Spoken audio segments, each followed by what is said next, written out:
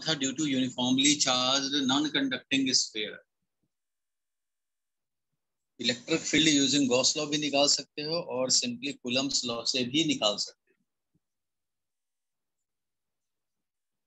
तो ये तो होमवर्क दिया था तुम्हें, इसके डाउट हमारे पास लिस्ट बनाई दिया हमने। अब ये सारे डाउट भी डिस्कस कर देंगे और कुछ होगा और भी डिस्कस करेंगे यार। तो आज ओनली न्यूमेरिकल प्रैक्टिस ही है समझो एक तरह से, क्योंकि टॉपिक कुछ नहीं बचा हुआ है। कुछ टाइप ऑफ न्यूमेरिकल देखेंगे हम लोग, जो डाउट्स हैं वो भी देखेंगे। तो सबसे पहले तो इसको देख लिया जाए कि इलेक्ट्रिक फील्ड निकालने थे due to uniformly charge non conducting sphere and plot the ER graph. Last class में हम लोगों ने ये डिस्कशन शुरू किया था और वो डिस्कशन जो था वो सिंपली इस पे फोकस था कि ये जो चार्ज स्फीयर है वो ओनली सरफेस पे चार्ज था। उस टाइम पे ओनली सरफेस पे चार्ज था, वो हम लोग देख रहे थे। ओनली सरफेस पे चार्ज था, वो देखा था हम लोगों ने। और वो कैसा आया था तो वो मैं दिखा दूं, अगर रिकैप करना हो तो दिखा देता हूँ। वो इस तरह से आया था, देखो मैंने बताया था कि दो तरह के चार्ज स्फीयर होते हैं भाई, दो तरह से चार्ज डिस्ट्रीब्यूशन है स्फीयर पे। एक तो है ओनली सरफेस पे चार्ज डिस्ट्रीब्यूशन और दूसरा है throughout the volume charge distribution. अगर volume wise uniform charge distribution है तो उसको हम लोग रो से रिप्रेजेंट कर सकते हैं। Rho is charge per unit volume, rho होगा चार्ज पर यूनिट वॉल्यूम। तो दो तरह के चार्ज डिस्ट्रीब्यूशन है। कंडक्टिंग अगर हुआ तो हॉलो हो या सॉलिड हो, दोनों कंडीशन में हमारा सरफेस पे चार्ज अपीयर होगा। और इसको हम लोग चाहें तो चार्ज डेंसिटी सिग्मा बोल सकते हैं, क्योंकि ये एरिया वाइज डिस्ट्रीब्यूटेड है, वॉल्यूम वाइज नहीं है, ओनली ऑन द सरफेस है। तो सरफेस एरिया सिग्मा लिख सकते हैं, चार्ज पर यूनिट एरिया। कोई बात नहीं, इसकी जरूरत नहीं पड़ी हम लोगों को। और ये वाला देखना है, इसका फील्ड हम लोगों ने देखा था, क्योंकि क्वेश्चन ही था electric field due to charge sphere. 3 marks का क्वेश्चन आता है स्कूल में, वेरी इंपॉर्टेंट। ER ग्राफ भी प्लॉट करने थे, तो याद होगा लास्ट क्लास में हम लोगों ने इसको लेकर चला था कि ओनली सरफेस पे चार्ज डिस्ट्रीब्यूशन है तो क्या होगा। तो ओनली सरफेस पे चार्ज डिस्ट्रीब्यूशन है तो हम लोगों ने दो केस बनाए, 2-3 केस बना सकते हो। R greater than capital R था तो आउटसाइड द स्फीयर चले गए, मींस इस स्फीयर के आउटसाइड चले गए। यहां निकालना चाहते थे तो हम लोगों ने एक गॉसियन सरफेस लिया। देखो भाई, इलेक्ट्रिक फील्ड जब रेडियली आउटवर्ड है, रेडियल हो, तो स्फेरिकल गॉसियन सरफेस लेना चाहिए सच दैट कि एरिया एलिमेंट और इलेक्ट्रिक फील्ड दोनों का डायरेक्शन हमारा क्या हो जाए, सेम हो जाए। और इससे हमें थीटा इक्वल टू 0 हमेशा मिलता रहेगा। और हम लोगों ने जब गॉस लॉ अप्लाई किया, E dot ds is equal to 1/ε0 times charge enclosed. तो इसमें हम लोगों ने देखा भाई कि इलेक्ट्रिक फील्ड का वैल्यू लिखो, इवेल्युएट कर दो इसको। इसको इवेल्युएट करने के लिए electric field value ds value cos 0 degree for every element. हर एलिमेंट के लिए गॉसियन सरफेस याद होगा, गॉस लॉ जो पढ़े हैं उनको क्लियर है कि गॉसियन सरफेस हम लोग अगर लें तो एरिया एलिमेंट जिधर है उधर ही हमारा फील्ड भी है यहाँ पे, इसलिए हमेशा 0 डिग्री है, चाहे वो एलिमेंट कहीं का हो इस गॉसियन सरफेस पे। तो इससे हमें मिला भाई E का वैल्यू ds का value cos 0 degree 1/ε0 times total charge enclosed by this Gaussian surface, जो कि हमने स्मॉल r रेडियस का लिया है। कैपिटल R रेडियस इस चार्ज स्फीयर का रेडियस है। अब इससे हम लोगों ने देखा चार्ज इनक्लोज्ड क्यों रख दिया भाई, ठीक है। और आगे बढ़े तो हम लोग इलेक्ट्रिक फील्ड के magnitude which is constant for every element, हर एलिमेंट के लिए इलेक्ट्रिक फील्ड का वैल्यू, अगर ये स्फेरिकल चार्ज है uniformly charge on the surface, through out the volume नहीं है, ऑन द सरफेस, तो r डिस्टेंस पे जो फील्ड का वैल्यू होगा, मान लो 2 न्यूटन पर कूलम, तो इधर भी r डिस्टेंस पे 2 न्यूटन पर कूलम, यहाँ भी 2 न्यूटन पर कूलम, इधर भी होगा। सिमेट्रिसिटी कह रहा है भाई कि field value will remain same. अब चाहे वो 2 का वैल्यू हो या 3 का वैल्यू हो या 0.2 का वैल्यू, जो होगा वो इन सारे r सेपरेशन वाले पॉइंट्स पे सेम ही होगा। So we can take electric field magnitude outside the integration, बाहर निकाल लिया इलेक्ट्रिक फील्ड के मैग्नीट्यूड को, क्योंकि इलेक्ट्रिक फील्ड का मैग्नीट्यूड कांस्टेंट है, इलेक्ट्रिक फील्ड कांस्टेंट नहीं है। इलेक्ट्रिक फील्ड यहाँ पे E0 I कैप है तो यहाँ E0 J कैप है, यहाँ E0 माइनस I कैप है, यहाँ E0 minus J cap. So electric field is not constant, electric field का value is constant. So value is taken outside, value को हमने बाहर ले लिया और ds का मैग्नीट्यूड को ऐड कर रहे हैं। अगेन इसमें नोटेबल पॉइंट था भाई कि डीएस का वैल्यू जब ऐड करोगे, डीएस एरिया का वैल्यू, डीएस एरिया का वैल्यू, ऐसे ऐसे सबको जब इंटीग्रेट करोगे फॉर द क्लोज सरफेस, तो वो मिलेगा पूरा कर्व, पूरा जो है surface area of the sphere 4πr²।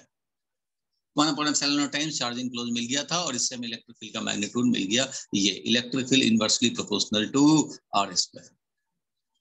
DS value add कर रहे हैं, वैल्यूज ऐड कर रहे हैं डीएस ओवर क्लोज सरफेस, तो 4πr² हुआ। अगर डीएस वेक्टोरियली ऐड किए होते तो ये 0 मिलता। 0 क्यों मिलता? क्योंकि डीएस इधर का सब जब वेक्टोरियली एरिया वाइज डायरेक्शन लेकर के काउंट करेंगे, ऐड करेंगे, तो सारे एलिमेंट्स एक दूसरे को कैंसिल करते चलेंगे, और कैंसिल करके कर देंगे 0। तो नेट एरिया वेक्टर जो पूरे सरफेस के लिए हो जाएगा वो 0 है। ठीक है, लेकिन हमें इसका भी जरूरत नहीं था, इसकी जरूरत थी, यहीं पे मैंने डिफरेंस कर दिया कि आगे कभी यूज होगा तो ये जरा समझना कि वेक्टर को इंटीग्रेट करोगे तो क्या मिलेगा, और वेक्टर के मैग्नीट्यूड को इंटीग्रेट किए हैं तो क्या मिलेगा। यहाँ इलेक्ट्रिक फील्ड का मैग्नीट्यूड कांस्टेंट है, electric field vector is not constant. ये सब समझा हम लोगों ने, इलेक्ट्रिक फील्ड का वैल्यू इस तरह से मिलेगा। अब उसका मेथड 2 देखा हम लोगों ने, कूलम्स लॉ। तो कूलम्स लॉ देखा तो इलेक्ट्रिक फील्ड, कूलम्स लॉ के अकॉर्डिंगली हम लोग इलेक्ट्रिक फील्ड कैलकुलेट करेंगे अगर पी पॉइंट पे, इस पी पॉइंट पे, तो यहाँ पे देखेंगे ये आर सेपरेशन है, चार्ज पे force divided by test charge, यही काम करते थे। फोर्स कितना लगेगा, तो 1/4πε0 Q not upon r²। Q not is test charge, जैसे निकालते थे इलेक्ट्रिक फील्ड वही, क्यू नॉट कैंसिल हुआ, बच गया ये। Excuse me. तो इस तरह से ये इलेक्ट्रिक फील्ड हमें मिल गया, जो कि चाहे गॉस लॉ से निकालो या ऐसे कूलम्स लॉ से निकालो, बात एक ही है, इससे हमें मिल गया। अब बात करें हम लोग केस 2 की, तो ये भी हम लोगों ने देखा था भाई, केस 2 जब हमारा सरफेस पे होगा, तो सरफेस पे होगा तो भाई इसी रिजल्ट में स्मॉल आर का वैल्यू कैपिटल आर कर सकते हैं। जब सरफेस के बाहर हैं और आर पे निकाल चुके हो, तो इसी आर का वैल्यू कम करते जाओ, कम करते जाओ, कम करते जाओ, कम करते जाओ, करते करते स्मॉल आर का वैल्यू जब हम लोग कैपिटल आर कर दें तो पहुंच जाएंगे सरफेस पे। तो स्मॉल आर का वैल्यू हमने कैपिटल आर कर दिया, इससे मिल गया हमें सरफेस पर का फील्ड। और केस 3 इनसाइड वाले के लिए, आर जब लेस देन कैपिटल आर हो, ये आर है सेंटर से जिस पॉइंट पे निकालना चाह रहे हैं उसका सेपरेशन, और ये है रेडियस ऑफ द स्फीयर। तो इनसाइड द स्फीयर चले गए तो हम लोग देखेंगे भाई कि ये कैपिटल आर रेडियस का हमारा स्फीयर था, जिसपे चार्ज था uniformly distributed on the surface. इसके अंदर चले आए, ये गॉसियन सरफेस, बाहर इलेक्ट्रिक फील्ड रेडियल, तो अंदर भी होगा तो रेडियल, तो रेडियल ही अंदर फील्ड होने हैं, अगर होने हैं तो कितना होना है वो वैल्यू चाहिए हमें। तो फिर ई डॉट डी एस करेंगे, इलेक्ट्रिक फील्ड का वैल्यू जो भी होगा वो सेम ही होगा, बाई सिमेट्रिकल कंडीशन है from all direction, it means कि मैग्नीट्यूड विल रिमेन सेम। तो डीएस अंदर रह गया, इलेक्ट्रिक फील्ड बाहर, मैग्नीट्यूड बाहर हो गया। इलेक्ट्रिक फील्ड वेक्टर को बाहर नहीं कर सकते थे, इलेक्ट्रिक फील्ड के मैग्नीट्यूड जब इवेलुएट कर लिया तो बाहर कर तो बाहर किया। डीएस का वैल्यू अगेन वैसे ही 4πr² हो जाएगा, लेकिन यहाँ पे चार्ज इनक्लोज्ड ही 0 है, क्योंकि all charge appears on the outer surface of the conductor. तो स्फीयर के आउटर सरफेस पे है, गॉसियन सरफेस यहाँ लेकर के बैठे भाई, तो इसके अंदर तो कोई चार्ज इनक्लोज हुआ ही नहीं, इसलिए चार्ज इनक्लोज 0। सो इलेक्ट्रिक फील्ड भी ये 4πr² इधर आकर के शहीद हो गया, तो इलेक्ट्रिक फील्ड 0। सो ग्राफ हम लोगों ने फाइनली जो प्लॉट किया वो ग्राफ हमारा ऐसा रहा। अप टू कैपिटल आर, जब तक डिस्टेंस हमारा आर जो डिस्टेंस है वो small R less than capital R हो, इनसाइड वाला जब तक पॉइंट है तब तक हमने देखा कि इलेक्ट्रिक फील्ड इज 0। और जब आउटसाइड पॉइंट पे चले आए, R greater than capital R, तो उस कंडीशन में इनवर्सली प्रोपोर्शनल टू r² है, और सरफेस पे जो होना है वो है भाई q/4πε0 r²। इस तरह से हम लोगों ने हॉलो स्फीयर बोलें, सॉलिड स्फीयर बोलें, जो भी है, but charge is on the surface. Metallic होगा, कंडक्टिंग होगा, तो ये हमेशा सरफेस पर ही होता है, चाहे हॉलो हो या सॉलिड हो। नॉन कंडक्टिंग अगर होगा तो उसको हॉलो होना चाहिए और यूनिफॉर्मली डिस्ट्रीब्यूटेड होना चाहिए। लास्ट क्लास का ये सब डिस्कशन पॉइंट था। नॉन कंडक्टिंग में आप जैसे चाहोगे वैसे चार्ज डिस्ट्रीब्यूशन कर सकते हैं, तो नॉन कंडक्टिंग में भी ऐसा चार्ज डिस्ट्रीब्यूशन कर सकते हैं। तो मेन फोकस रहना चाहिए, चार्ज अगर सरफेस पे है तो ये रिजल्ट, अंदर में इलेक्ट्रिक फील्ड 0, बाहर में इनवर्सली प्रोपोर्शनल टू r²। तो इसका कोई डाउट है No, यहाँ sir. तक? No sir. ये तो लास्ट क्लास वाली बात थी भाई। अब बढ़ना है हम लोगों को आगे। अब आगे देखा जाए तो आज वाला जो हम लोगों को देखने थे वो, तो आज वाला जो देख रहे हैं वो ये था भाई कि इलेक्ट्रिक फील्ड हम लोगों को अब uniformly charged solid sphere through out the volume, इसमें यूनिफॉर्मली चार्ज, तो ये रो ले लेंगे हम लोग और ये होगा charge divided by total volume 4/3 pi capital are Q, ऐसा हम लोग समझ सकते हैं। अब इसके लिए निकालना चाहते हैं भाई, तो इसके लिए निकालना चाहते हैं तो वही काम करेंगे। आर्ची को थोड़ा प्रॉब्लम होगा क्योंकि लास्ट क्लास मिसिंग है तो दिक्कत तो आएगी, लेकिन कोई बात नहीं है, सीक्वेंस में देखेंगे हो जाएगा। जितना समझ में आए आर्ची देखना है, जो भी एब्सेंट था वो 80% समझेगा, 70% समझेगा, डिपेंडिंग ऑन कि कितने क्लास मिस हुए। चलो अब आगे बढ़ते हैं हम लोग यूनिफॉर्मली चार्ज्ड स्फीयर पे। तो देखो भाई यूनिफॉर्मली चार्ज स्फीयर पे भी फिर वही काम कर रहे हैं जो अभी मैंने रिकैप किया लास्ट क्लास वाला, वैसे ही पूरे पे चार्ज है। सबसे पहले काम तो वही करें जो सबसे इजी लगे, आउटसाइड पे चले जाते हैं, यहाँ निकालना चाहते हैं, ये है पी पॉइंट, यहाँ पे इलेक्ट्रिक फील्ड निकालना चाहते हैं। वेरी सिंपल, क्या करेंगे भाई, रो तो भाई पता ही है तुम्हें, रो कम से कम हम लोग पहले से ही समझ के रखेंगे। Uniform charge density, charge per unit volume ये है, जब जरूरत पड़ेगा यूज कर सकते हैं, बट रो है यहाँ पे, ठीक है। रो के टर्म में ही बात करें क्योंकि रो एक छोटा है, इतना बड़ा एक्सप्रेशन क्यों हमेशा कैरी करेंगे, रो को यूज करेंगे। तो अब बाहर के लिए R greater than capital R और इक्वल टू कैपिटल R दोनों लिख सकते हैं, आउटसाइड और ऑन द सरफेस। तो ये वाला केस पहले हम लोग डील करें, this is suppose case number 1, ठीक है भाई। रोशन ऑडियो क्लियर है ना, किसी को कोई प्रॉब्लम तो नहीं है? यस सर, क्लियर क्लियर है। चलो आगे बढ़ते हैं। अब गॉस लॉ का स्टेटमेंट बोलो भाई, रोशन क्या होता था गॉस लॉ का स्टेटमेंट, वही यूज करेंगे हम लोग, E dot ds is equal to 1/ε0 times charge enclosed, ये यूज करने हैं। अब तुम बताओ कि यहाँ पे हम लोग फील्ड निकालना चाहते हैं, कैसा गॉसियन सरफेस लें?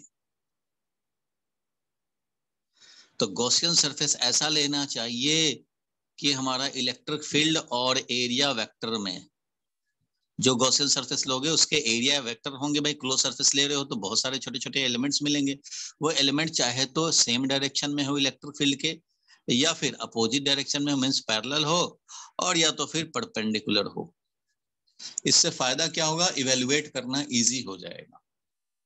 क्या इवेलुएट करना इजी हो जाएगा? ये वाला भाई गॉस लॉ का स्टेटमेंट। अब स्टेटमेंट ही नहीं इवेलुएट कर पाओगे, इस लेफ्ट हैंड साइड को इवेलुएट ही नहीं कर पाओगे तो ये तुम्हारा सेंटेंस से ही पूरा नहीं होगा, और जब सेंटेंस पूरा नहीं होगा तो इलेक्ट्रिक फील्ड का वैल्यू कैसे कैलकुलेट करोगे? इसलिए जरूरी है हमें कि पहले गॉसियन सरफेस चालाकी से हम लोग सिलेक्ट करें। तो उसको सिलेक्ट करने के लिए हम लोगों को देखना चाहिए क्या, तो देखना चाहिए इलेक्ट्रिक फील्ड लाइन, क्योंकि हमें जब सेलेक्ट करना है तो इलेक्ट्रिक फील्ड लाइन तो पता हो तभी तो वैसे वैसे एरिया एलिमेंट उसी के हिसाब से लेंगे। तो इलेक्ट्रिक फील्ड है radial, radially outward, positive charge है तो रेडियली आउटवर्ड होगा, नेगेटिव होता तो रेडियली इनवर्ड होता, अभी ये रेडियली आउटवर्ड है। अब यहाँ पे देखोगे ऐसे में अगर हम लोग स्फेरिकल लें अगर गॉसियन सरफेस तो ये इजी होगा, क्योंकि हमारा ऐसे कंडीशन में हर एरिया एलिमेंट फील्ड के साथ जीरो एंगल बनाएगा, यहाँ का एरिया एलिमेंट फील्ड के साथ जीरो एंगल, यहाँ का एरिया एलिमेंट भी फील्ड के साथ जीरो एंगल, यहाँ का एरिया एलिमेंट भी फील्ड के साथ जीरो एंगल, तो सबके लिए होते रहेंगे और इजिली आप इवेलुएट कर पाओगे। तो अब हम लोग इवेलुएट करें, किसी भी एलिमेंट को लिया हम लोगों ने, ds उधर ही है, इलेक्ट्रिक फील्ड भी उधर ही है, so electric field value ds value cos 0 degree सबके लिए इंटीग्रेट करने हैं, this will be equal to, ये वही है जो हम लोगों ने लास्ट में देखा था अभी वाला केस, चाहे ये हॉलो हो, सरफेस पे क्यू चार्ज हो, चाहे हमारा थ्रू आउट द वॉल्यूम हो, जब यहां से गॉसियन सरफेस ले रहे हो भाई, जब ये गॉसियन सरफेस है तुम्हारा तो इसके अंदर तो भाई क्यू चार्ज है, वो क्यू चार्ज है बस, चाहे वो ऐसे डिस्ट्रीब्यूटेड हो सरफेस पे तब भी क्यू ही लिखोगे चार्ज इनक्लोज, और थ्रू आउट द वॉल्यूम है तब भी क्यू ही चार्ज लिखोगे, तो इसलिए कोई फर्क नहीं पड़ रहा है इससे। Electric field value will be taken outside और ds इंटीग्रेट करेंगे तो क्या मिलेगा भाई, 4 पाई कैपिटल आर स्क्वायर या स्मॉल आर स्क्वायर? आदित्य बोलो, कैपिटल आर स्क्वायर कि small R square? DS value integrate करेंगे तो क्या मिलेगा? डीएस वैल्यू इंटीग्रेट करेंगे तो क्या मिलेगा? 4 पाई आर स्क्वायर। कौन सा? स्मॉल आर का स्क्वायर। ये हो गया सरफेस एरिया। डीएस का इंटीग्रेशन मींस डीएस का मैग्नीट्यूड को इंटीग्रेट किए हैं उसी तरह से, तो ये मिल गया 4 पाई स्मॉल आर स्क्वायर। इसका यूज किया और ये 1/ε0 टाइम्स चार्ज इनक्लोज वही वाला, इसमें कोई न्यू बात नहीं है, बस यही है कि चार्ज हमारा अब थ्रू आउट द वॉल्यूम है और ये बाहर वाले पॉइंट के लिए तो बिल्कुल वही रिजल्ट आएगा, that is E is inversely proportional to R square. अगर सरफेस पे पहुंच जाएं, ऑन द सरफेस अगर जानना चाहते हैं तो क्या करेंगे भाई? तो ऑन द सरफेस के लिए स्मॉल आर का वैल्यू कैपिटल आर रखेंगे। ऑन द सरफेस के लिए put small R is equal to capital R, इसलिए इलेक्ट्रिक फील्ड मिल जाएगा on the surface is equal to Q divided by 4 pi epsilon naught capital R square. ये मिल जाएगा on the surface और बाहर में ये मिल जाएगा। ये रिजल्ट याद रखने हैं। ये किसके लिए हो गए भाई? तो ये हो गए हैं तुम्हारे फर्स्ट इलेक्ट्रिक फील्ड आउटसाइड और ऑन द सरफेस के लिए। और नेक्स्ट केस में देखेंगे हम लोग भाई, तो केस नंबर 2 में देखेंगे आर जब लेस देन कैपिटल आर हो, that is inside the sphere. Inside the sphere के लिए जानना चाहेंगे तब। क्लियर है यहां तक? लिखना चाहें तो लिख सकते हैं भाई, साथ साथ कुछ लोग लिख भी रहे होंगे। तो केस नंबर 2 डिस्कस किया जा रहा है अब, R less than capital R. तो चलो इसको देखा जाए भाई इनसाइड वाले पॉइंट के लिए। तो ये वाला कर सकते हो अभी? अरे आप लोग कर सकते हो तो इनसाइड वाले पॉइंट पे जल्दी से सॉल्व करो, ट्राई तो कर सकते हो। एक डायग्राम दिखाओ, ट्राई करो सारे लोग। एक पहले हाफ पेज छोड़ देना ऊपर, अगर तुम नहीं लिखा तो हाफ पेज ऊपर छोड़ दो भाई, उसको बाद में जब नोट्स भेजूंगा फोटो तो कवर कर लेना। अभी के लिए ट्राई करना है नीचे। तो सेकंड हाफ लोअर हाफ है पेज का, उसमें ट्राई करो। पूरे पे हमने चार्ज डिस्ट्रीब्यूट कर देने हैं through out the volume. Distribute कर दो भाई, और उसके बाद कहाँ शुरू करेंगे? तो कहाँ शुरू करेंगे भाई? तो बिल्कुल सेंटर से स्मॉल आर डिस्टेंस पे, and this small R distance is less than capital R. अब तो भाई कैपिटल आर से लेस है, इनसाइड द स्फीयर की बात हो रही है। तो अब क्या करेंगे? इसमें भी वही गॉस लॉ से अप्लाई करो। देखो ऑप्शन तो तुम्हारे पास दोनों ही है, गॉस लॉ वाला भी और कूलम्स लॉ वाला भी। अभी गॉस लॉ वाला मैं बता रहा हूँ, कूलम्स लॉ फिर इसमें बता दूंगा। लेकिन आपसे एक्सपेक्ट किया जाता है कि जब आप 12th में आ गए हैं और अब ये कर रहे हैं तो आप गॉस लॉ अप्लाई करो। कूलम्स लॉ वाला तो पुरानी बात होगी, अब ये गॉस लॉ से करेंगे काम। चलो भाई गॉस लॉ से काम करते हैं। जिस पॉइंट पे निकालना है ये पी पॉइंट, तो हमने उसी रेडियस का यानी स्मॉल आर रेडियस का हमने ले लिया गॉसियन सरफेस। ये गॉसियन सरफेस, ये तो हमेशा एक सेंटेंस लिख ही देना चाहिए इस टाइप के क्वेश्चन के लिए, क्योंकि स्कूल वाले एक्सपेक्ट करेंगे भाई। तो let us take a concentric sphere. Concentric sphere मतलब उसी सेंटर, जो स्फीयर है चार्ज स्फीयर उसी के सेंटर के साथ इसका भी सेंटर है, ऐसा हमने एक स्फीयर लिया। Concentric sphere of radius small R as the Gaussian surface. ठीक है भाई, गॉसियन सरफेस तो एनी क्लोज सरफेस, रियल हो या इमेजिनरी ले सकते हैं, बिल्कुल ले सकते हैं। अब इसके लिए अप्लाई करेंगे भाई। तो E dot ds is equal to 1/ε0 times charge enclose लिखोगे, बिल्कुल लिखोगे भाई। और इसमें अब काम क्या करेंगे? तो इसके अंदर का अब हमें चार्ज इनक्लोज चाहिए होगा, इसी में काम आएगा रो। तो चलो पहले इसको इवेलुएट कर लिया जाए भाई। E का वैल्यू, ds का वैल्यू, और फिर बाहर अगर रेडियल है तो अंदर भी रेडियल ही होगा, अगर होगा तो रेडियल ही होगा। कम ज्यादा हो सकता है but nature will not change. Nature हमारा वैसा ही रहेगा, जैसे बाहर है वैसा ही अंदर भी फील्ड होना चाहिए। सिमेट्री कहता है भाई, सिमेट्री कहता है। अगर इस तरफ देखोगे तो वैसा ही नजारा है, जैसे इधर देखेंगे वैसा ही नजारा है। तो इसका मतलब कि लॉजिक ये कहता है कि भाई जब नजारा सेम हो तो रिजल्ट भी सेम होंगे। तो इस तरह से रेडियली ही होंगे। अगर अंदर होंगे तो वही वैल्यू तो चाहिए हमें, अंदर वाला ही वैल्यू चाहिए। बट हाँ ये नेचर जरूर पता है कि बाहर जैसा नेचर होगा वैसा ही अंदर। ठीक है, तो ई का वैल्यू, डीएस का वैल्यू और कॉस हो जाएगा 0 डिग्री। क्यों भाई? क्योंकि अंदर भी गॉसियन सरफेस जो लिया ये है एरिया एलिमेंट, फील्ड भी ऐसा ही होगा। यहाँ पे लोगे एरिया एलिमेंट तो फील्ड भी वैसा ही होगा। तो कॉस 0 डिग्री तो होगा भाई आदित्य, होगा कि नहीं? हाँ जी सर। अब चार्ज इनक्लोज का वैल्यू बोल दो जल्दी से सोच समझ करके। चार्ज इनक्लोज का value rho into 4/3 pi R cube होगा। रो इंटू चार्ज इनक्लोज का वैल्यू कह रहा है कोई कौन है? Rho into pi R cube होगा और आर स्मॉल, मतलब स्मॉल आर यूज करेंगे। स्मॉल आर, क्योंकि हमें इसी वॉल्यूम में चाहिए भाई, इस वॉल्यूम में चाहिए। यूनिट वॉल्यूम में रो है चार्ज, इसलिए हमारा इस वॉल्यूम में क्या है चार्ज, तो रो से मल्टीप्लाई कर दिया। यूनिट वॉल्यूम में रो है चार्ज तो 2 वॉल्यूम में कितना होगा, तो 2 रो। 3 वॉल्यूम में कितना होगा, 3 रो। 4/3 पाई आर क्यू वॉल्यूम में कितना होगा, तो 4/3 पाई आर क्यू रो। इस तरह से चलता रहेगा। तो ये मिल गया तुम्हें। अब रो का वैल्यू कोई कैलकुलेट करके चाहे रखना तो क्यू के टर्म में, कि हमें भाई क्यू ही पता है रो नहीं पता है, तो क्यू के टर्म में हम लोग लिख सकते हैं इसको ऐसे करके 4/3 पाई और स्मॉल आर क्यू।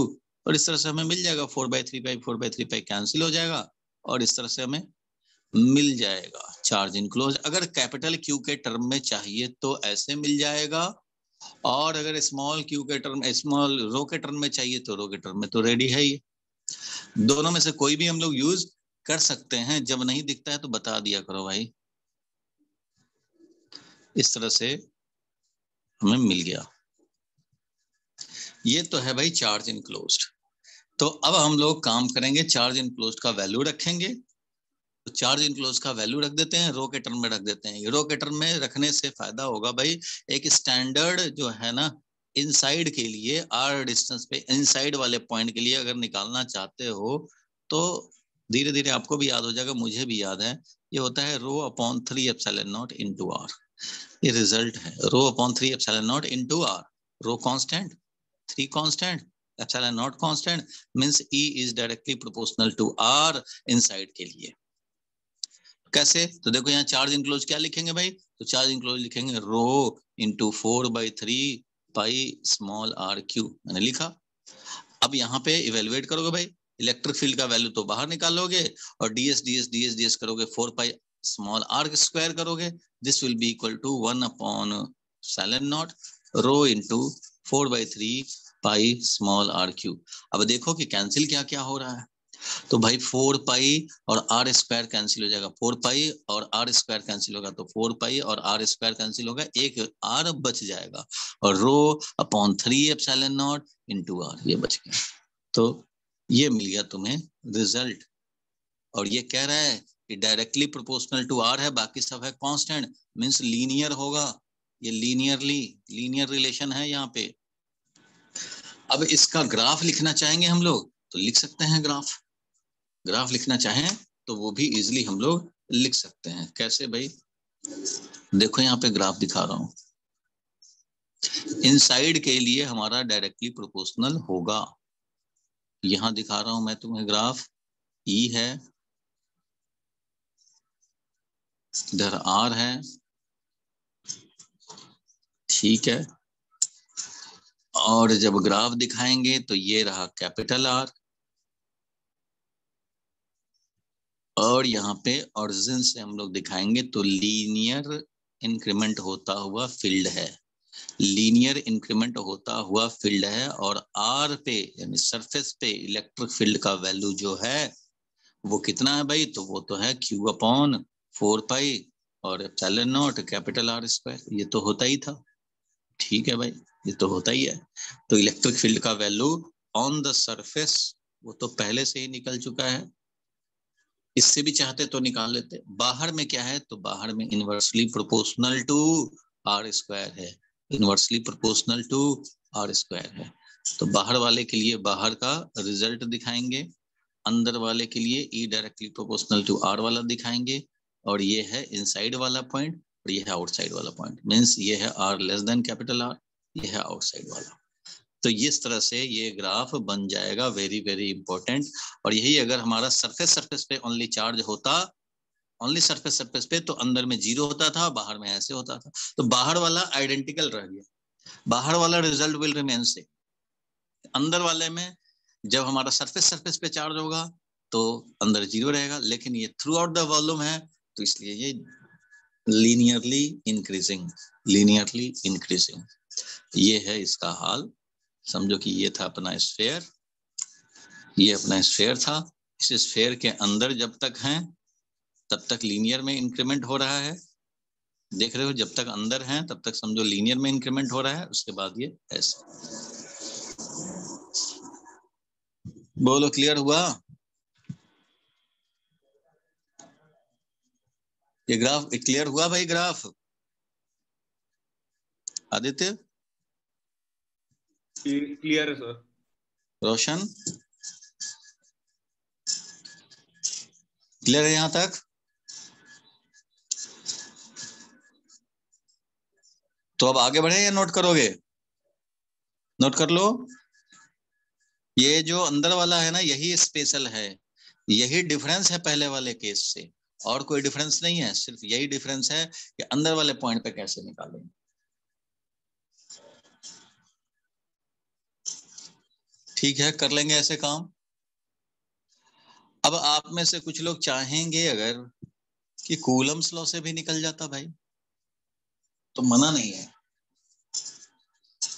यहां तो आप कूलम्स लॉ से भी अप्लाई कर सकते हो, बिकॉज कूलम्स लॉ वैलिड होता है spherical charge and point charge के लिए। तो जब वैलिड है तो यहाँ भी अप्लाई कर सकते हैं, और कूलम्स लॉ के बेसिस पे भी हम लोग कैलकुलेट कर सकते हैं। अगर चाहो तो मैं कैलकुलेट करके दिखा देता हूँ। वैसे तुम्हारा लेवल पे अब गॉस लॉ अप्लाई करना ज्यादा बेटर होगा, अच्छा लगेगा। देखो इस चीज को मैं हटा रहा हूं, और मैं तुम्हें इन दोनों केस के लिए मैं दिखा देता हूं कि कूलम्स लॉ क्या करता है, कूलम्स लॉ से कैसे निकालेंगे। पहला जो केस था हम लोगों का बाहर वाले के लिए, आउटसाइड का, तो आउटसाइड के लिए अगर हम लोग यहाँ पे निकालना चाहते हैं, कोई बात नहीं, ये क्यू चार्ज है, कूलम्स लॉ यूज करो। इस पॉइंट पी पे निकालना चाहते हो, फोर्स देखो क्यू नॉट पे डिवाइडेड बाई क्यू नॉट कर दो, मिल जाएगा तुम्हें। कितना फोर्स लगेगा भाई, तो यहाँ पे क्यू नॉट इमेजिन करो, और ये वाला कैपिटल क्यू है, और इसके सेंटर से ये स्मॉल आर डिस्टेंस पे है, तो फोर्स कितना लगेगा 1/4πε0 capital Q into Q not divided by है आर स्क्वायर, और डिवाइडेड बाई करेंगे क्यू नॉट कैंसिल होगा, और ईपी का वैल्यू मिल जाएगा हमें। कितना कितना रिया, कितना मिल जाएगा? क्यू अपॉन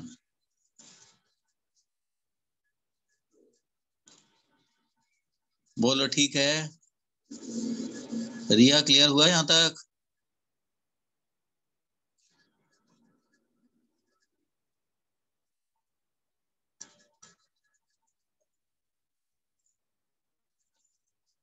क्या रिया एब्सेंट है क्या आज? ये सर हो गया ठीक है। हाँ क्लियर हो गया, कोई परेशानी? रोशन ठीक है?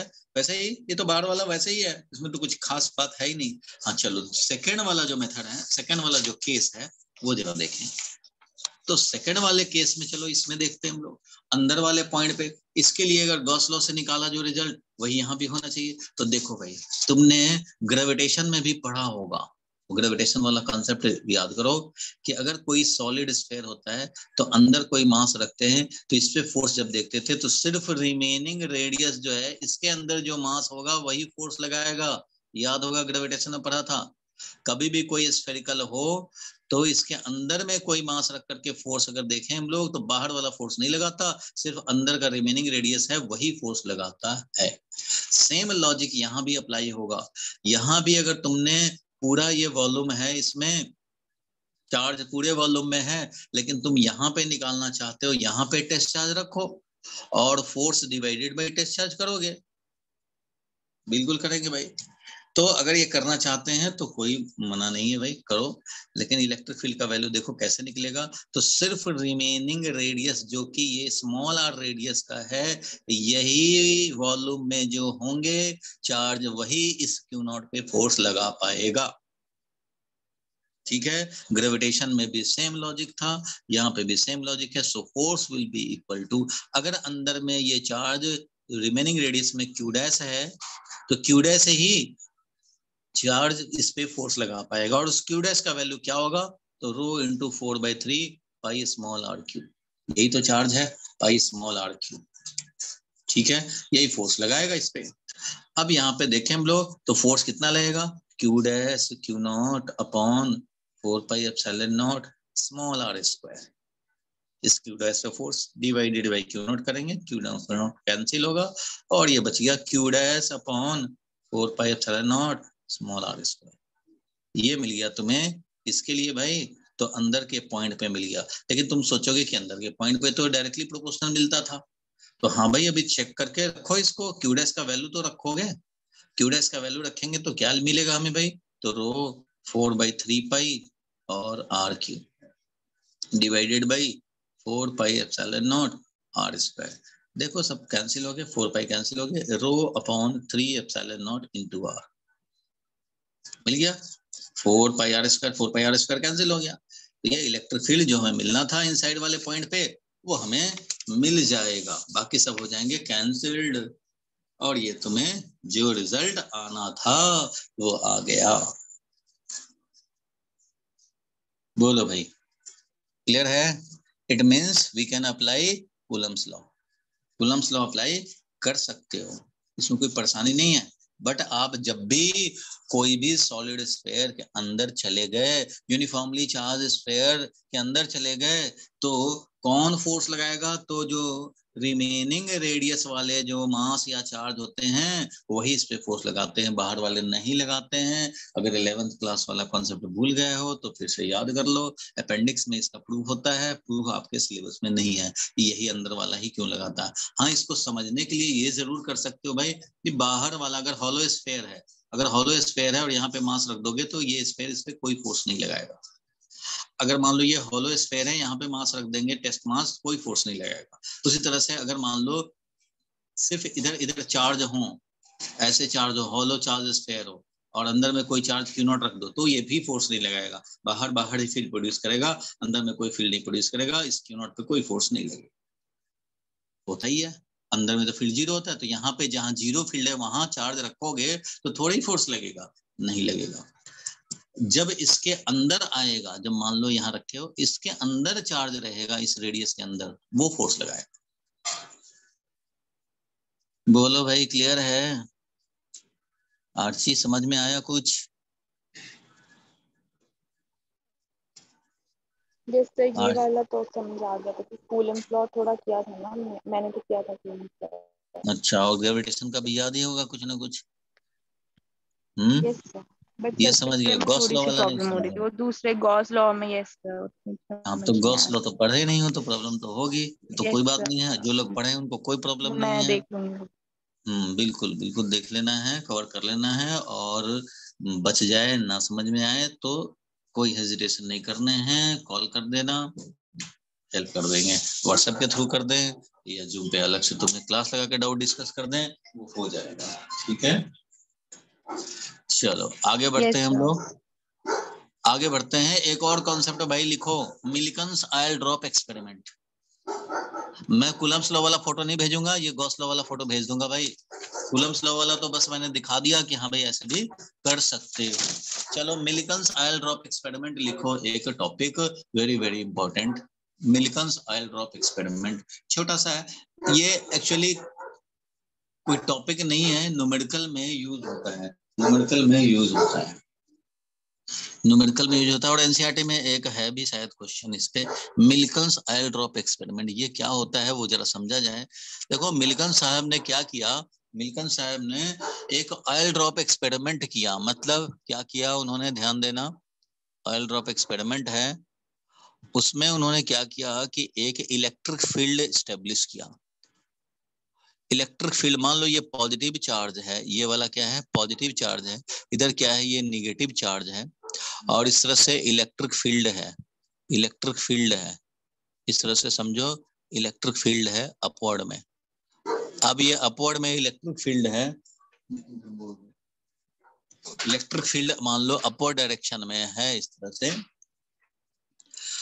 एक आयल जो कि पॉजिटिवली चार्ज हो या नेगेटिवली चार्ज हो, चलो अभी के लिए मान लो पॉजिटिवली चार्ज है, इस पॉजिटिवली चार्ज ड्रॉप पे, आयल का ड्रॉप है ये, इस आयल का ड्रॉप है, इस पे फोर्स तो ऐसे लगेगा, कितना फोर्स भाई, तो Q इंटू ई फोर्स लगेगा, कितना फोर्स लगेगा, तो Q इंटू ई फोर्स लगेगा, और इस पे अपना वेट फोर्स जो होगा इसका वो होगा mg, होगा भाई वेट फोर्स होगा mg, और ये QE फोर्स है इलेक्ट्रिक फोर्स। तो मिल्टन साहब ने बताया कि देखो भाई इस किसी आयल में कितना चार्ज है वो निकालना हो, किसी आयल का रेडियस निकालना हो, तो हम लोग एक एक्सपेरिमेंट करके ये काम कर सकते हैं। आयल ड्रॉप का एक्सपेरिमेंट निकाल सकते, आयल ड्रॉप का रेडियस निकाल सकते हैं, या इलेक्ट्रिक फील्ड का वैल्यू कोई कहे कि कैलकुलेट कर दो, तो इस एक्सपेरिमेंट से हम लोग निकाल सकते हैं। कैसे निकाल सकते हैं वो जरा देखा जाए। तो उनका कहना था ये कि आयल ड्रॉप को इलेक्ट्रिक फील्ड में फ्लोटिंग कंडीशन में ला दो। फ्लोटिंग कंडीशन मतलब acceleration zero, net force zero. Floating condition में अगर आ जाए, फ्लोट कब करता है याद होगा, हाइड्रोस्टैटिक्स में पढ़ा था कि वाटर में डालो और पार्शियली डीप होकर के फ्लोट करता था, तो weight is balanced by up thrust, burn force, burn force से बैलेंस्ड हो जाता था। तो ये जिस तरह से होता था वैसे ही यहाँ भी हो रहा है, this weight force is counter balanced by electric force. So floating condition of oil drop, तो आयल ड्रॉप के लिए अगर फ्लोटिंग कंडीशन की बात करें हम लोग, then net force must be zero, और नेट फोर्स जीरो होने का मतलब है कि जितना इस पे अपवर्ड फोर्स लग रहा है उतना ही इस पे जरूर डाउनवर्ड फोर्स लगना चाहिए, जितना अपवर्ड फोर्स उतना डाउनवर्ड फोर्स लगना ही चाहिए, तभी ये फ्लोटिंग कंडीशन में आएगा। तो अपवर्ड फोर्स जरूर आपका इलेक्ट्रिक फोर्स हो जाना चाहिए। तो इलेक्ट्रिक फोर्स देखो ये पॉजिटिव चार्ज है, इलेक्ट्रिक फील्ड अपवर्ड डायरेक्शन में है, तो ये तो होगा ही, कितना भाई, तो QE, ठीक है भाई, और डाउनवर्ड फोर्स हमारा है mg। इसमें कई बार पूछ दिया जाता है कि अच्छा रो बताओ भाई, इसका डेंसिटी बताओ, मास डेंसिटी बताओ, आयल का मास डेंसिटी, मास डेंसिटी पूछा जा सकता है, इलेक्ट्रिक फील्ड निकालने को पूछा जा सकता है, चार्ज पूछा जा सकता है, या फिर ये पूछा जा सकता है कितने इलेक्ट्रॉन से बना हुआ है ये चार्ज, वो पूछा जा सकता है। बहुत कुछ पूछने की पॉसिबिलिटीज है, लेकिन इन सब में एक ही काम करना है, QE is equal to mg, floating condition of oil drop. Floating condition का यही मतलब है, इसलिए कोई परेशानी वाली बात नहीं है। ठीक है भाई यहाँ तक। अब यहाँ पे देखो, तुम्हें अगर मान लो Q पूछ दिया जाए और M दिया हुआ हो तो mg बाई E है। अगर तुमसे पूछ दिया जाए इलेक्ट्रिक फील्ड कितना है भाई और Q दिया हुआ है तो mg बाई Q है। तो कुछ भी पूछा सकता है। यहाँ पे मान लो M का ऐसे निकाल लिया, M का वैल्यू अगर पूछ देगा तो क्या हो जाएगा, तो QE अपॉन G ऐसा मिल जाएगा। इलेक्ट्रिक फील्ड का वैल्यू, चार्ज का वैल्यू, जिसका भी वैल्यू पूछा है मिल जाएगा। और क्या, रेडियस, रेडियस निकालने को आ सकता है। तो रेडियस कैसे निकालेंगे भाई, तो रेडियस छुपा हुआ है तुम्हारा मास में, रो दो डेंसिटी, मास डेंसिटी, और 4/3 pi small r Q, r radius का है, ये है डेंसिटी, मास डेंसिटी, मास पर यूनिट वॉल्यूम, मास पर unit volume of the liquid drop, mass पर यूनिट वॉल्यूम ऑफ ड्रॉप। तो ऐसा लिखेंगे m is equal to QE divided by G। ठीक है, अब यहाँ से R का वैल्यू क्या नहीं निकाल पाएंगे, निकाल पाएंगे भाई। RQ का वैल्यू हो जाएगा कितना, तो 3QE, 3QE divided by 4 pi rho G ऐसे। और R का वैल्यू मिल जाएगा यहाँ से हमें, radius of the oil drop, ये हो जाएगा पूरा 3QE divided by 4 pi rho G, कोई कैलकुलेशन मिस्टेक नहीं होना चाहिए, पावर 1/3। इस तरह से रेडियस निकाल सकते हो। कई बार ऐसे भी पूछ दिया जाता है भाई कि कितने इलेक्ट्रॉन के ट्रांसफर से बना हुआ है ये चार्ज। अरे भाई अगर ये n इलेक्ट्रॉन के ट्रांसफर से बना है चार्ज, तो इसको हम लिख सकते हैं mass is equal to n electron के ट्रांसफर से चार्ज बना है तो Q को लिखेंगे Ne, n इलेक्ट्रॉन के ट्रांसफर से बना है तो ये n ही हो जाएगा into E divided by G। तो यहाँ से हम लोग चाहें तो n भी निकाल सकते हैं कि कितने इलेक्ट्रॉन के ट्रांसफर से बना हुआ है ये चार्ज, तो ये हो जाएगा mg डिवाइडेड बाई E। तो ये भी निकालने को हो सकता है। तो निकालने को तो कुछ भी पूछा जा सकता है, लेकिन तुम्हें ये ध्यान रखना है कि रेडियस कहाँ छुपा हुआ है, तो मास में छुपा हुआ है। मास में ही रेडियस छुपा हुआ है, मास में ही रो डेंसिटी अगर पूछ दे तो वो छुपा हुआ है। चार्ज में हमारा Ne भी लिख सकते हैं, ये इलेक्ट्रिक फील्ड है, ये G है, तो G का वैल्यू भी पूछा जा सकता है कि वहां पे G कितना था बताओ। तो कुछ पैरामीटर्स दिए रहेंगे, एक अननोन पूछेगा, लेकिन इन सब के लिए चाहे जो भी निकालना हो, ये बेसिक इक्वेशन है जो तुम्हें लिखने पड़ेंगे बस। Floating condition, Millikan's oil drop experiment was performed to calculate many unknown things, certain known है, unknown निकालेंगे, और इसमें सिंपल सा कंडीशन है नेट फोर्स 0 करना और उसका इक्वेशन लिखना। तो बस यही इक्वेशन लिखने हैं और बाकी जो पूछा जाएगा वो काम कर लेंगे। क्लियर है यहाँ तक? न्यूमेरिकल आता है तो उसमें कोई जरूरी नहीं है कि तुम्हें डायग्राम बना रहेगा, कोई जरूरी नहीं है, लैंग्वेज में लिख दिया जाएगा, तुम्हें खुद समझने हैं भाई। जहां मिलिकन्स आयल ड्रॉप एक्सपेरिमेंट आया या सिंपली बोला जाएगा आयल ड्रॉप एक्सपेरिमेंट, तो समझ लेना है यही कि भाई क्या किया गया था, तो फ्लोटिंग कंडीशन में लाया गया था।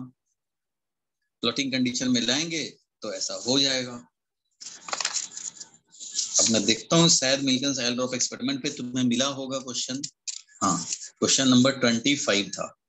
तो देखो मैं तुम्हें क्वेश्चन नंबर 25 दिखाता हूँ। ये देखो क्वेश्चन नंबर 1.25 ये है। देखो इसमें हम लोग समझ रहे हैं, देखो लिखा है an oil drop of 12 excess electron.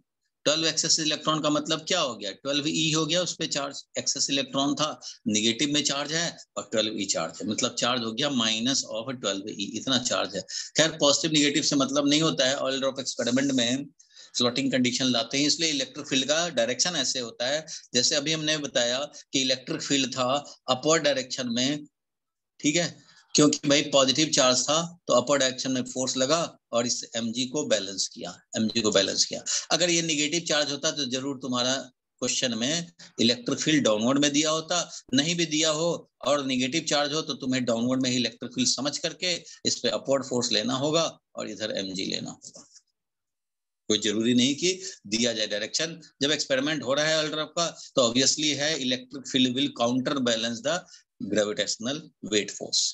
Electric force will counter balance the gravitational force. तो दोनों इक्वल एंड अपोजिट होंगे, एक डाउनवर्ड में है तो ऑब्वियसली दूसरा अपवर्ड में होगा।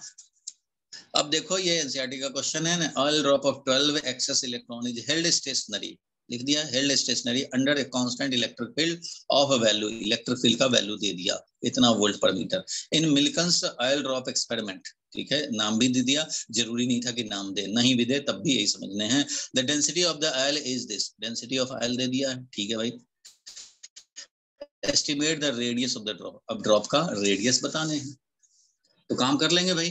करना क्या होगा, force on the oil drop due to the electric field, ये होता है QE यानी कि NE इंटू E, क्योंकि Q तो NE है, N इलेक्ट्रॉन का ट्रांसफर हुआ, वेट है mg, दोनों इक्वेट करेंगे, mg मतलब वॉल्यूम इंटू डेंसिटी, मास हो गया इंटू g, यही है, तो वॉल्यूम इंटू डेंसिटी। और ये electric field must act vertically downward so that the negatively charge will experience force in the upward direction and balances the weight of the force, weight of the drop. अब बिल्कुल ऐसा ही काम होगा जो हम लोगों ने देखा था। अभी हम लोगों ने कैलकुलेट किया कि फोर्स जो होना चाहिए due to the electric field वो ये आया, फोर्स इलेक्ट्रिक फील्ड का ये is equal to force gravitational force का ये, दोनों ऊपर लिख ही रखे थे, दोनों ने बैलेंस किया और ये आया, यही तो अभी हम लोगों को आया था रेडियस। अब इसमें वैल्यूज डालोगे कैलकुलेट कर लोगे, वैल्यूज डालेंगे और कैलकुलेट कर लेंगे। अब ये वैल्यूज डालेंगे और कैलकुलेट हो जाएगा, रेडियस मिल जाएगा। बोलो भाई, आदित्य क्लियर हुआ? Yes sir. Roshan, Roshan clear हो गया? Yes sir, yes sir. बीच में गायब मत हुआ कर भाई, या फिर माइक को तुम रखो अलर्ट मोड पे, जब भी बोलना हो तुरंत अनम्यूट करके बोल दिया करो। चलो अब जरा हम लोग डाउट पे आ जाते हैं। तो डाउट पे था क्वेश्चन नंबर 1.3। तो 1.3 में दिखाता हूं तुम्हें। क्वेश्चन नंबर 1.3 ये था भाई। 1.3 नंबर क्वेश्चन एक बार फिर से देख लिया जाए। 1.3 नंबर क्वेश्चन ये था, check the ratio Ke square upon G MEMP, Me mass of electron, MP mass of proton is dimensionless। ये चेक करना है। तो यहाँ एक्सप्रेशन देख के ही पता लग रहा है K वही 1/4 pi epsilon E square divided by R square और GMM upon R square. R square समझो कैंसिल हुआ पड़ा है। और यहाँ दिखाई दे रहा है कि mass of proton mass of electron की बात हो रही है। इसका मतलब प्रोटॉन और इलेक्ट्रॉन में इलेक्ट्रिक फोर्स और ग्रेविटेशनल फोर्स के बीच का रेशियो है ये। इलेक्ट्रिक फोर्स होगा वो होगा K into E square divided by R square. K है वही 1/4 एप्सिलॉन नॉट। और प्रोटॉन पे भी E चार्ज होता है और इलेक्ट्रॉन पे भी E चार्ज होता है। इसमें पॉजिटिव इसमें नेगेटिव कोई बात नहीं है। तो ये अट्रैक्टिव फोर्स है। ये भी बेचारा ग्रेविटेशनल फोर्स वो भी तो अट्रैक्टिव ही होता है। G(m1m2) upon R square cancel. समझो कि ये रेशियो इज डायमेंशनलेस। तो भाई ये अपॉन R स्क्वायर करेंगे तो फोर्स है, ये भी अपॉन R स्क्वायर करेंगे फोर्स है, फोर्स अपॉन फोर्स है तो डायमेंशनलेस है। न्यूटन अपॉन न्यूटन है, डायमेंशनलेस है, यूनिटलेस। होगा कि नहीं भाई? तुमने कॉमन सेंस लगाया कि ये इलेक्ट्रिक फोर्स है और ये ग्रेविटेशनल फोर्स का रेशियो है R स्क्वायर कैंसिल है। तो इसका मतलब ये है कि ये electric force divided by gravitational force का रेशियो है। So it will be unitless and dimensionless. Unitless and dimensionless. फिर भी आपको अगर चेक करना होगा, के का यूनिट डालोगे। के का यूनिट होता है न्यूटन मीटर स्क्वायर पर कूलम्ब स्क्वायर। होता ही है। कैसे? तो भाई फोर्स होता है के Q1 Q2 upon R square.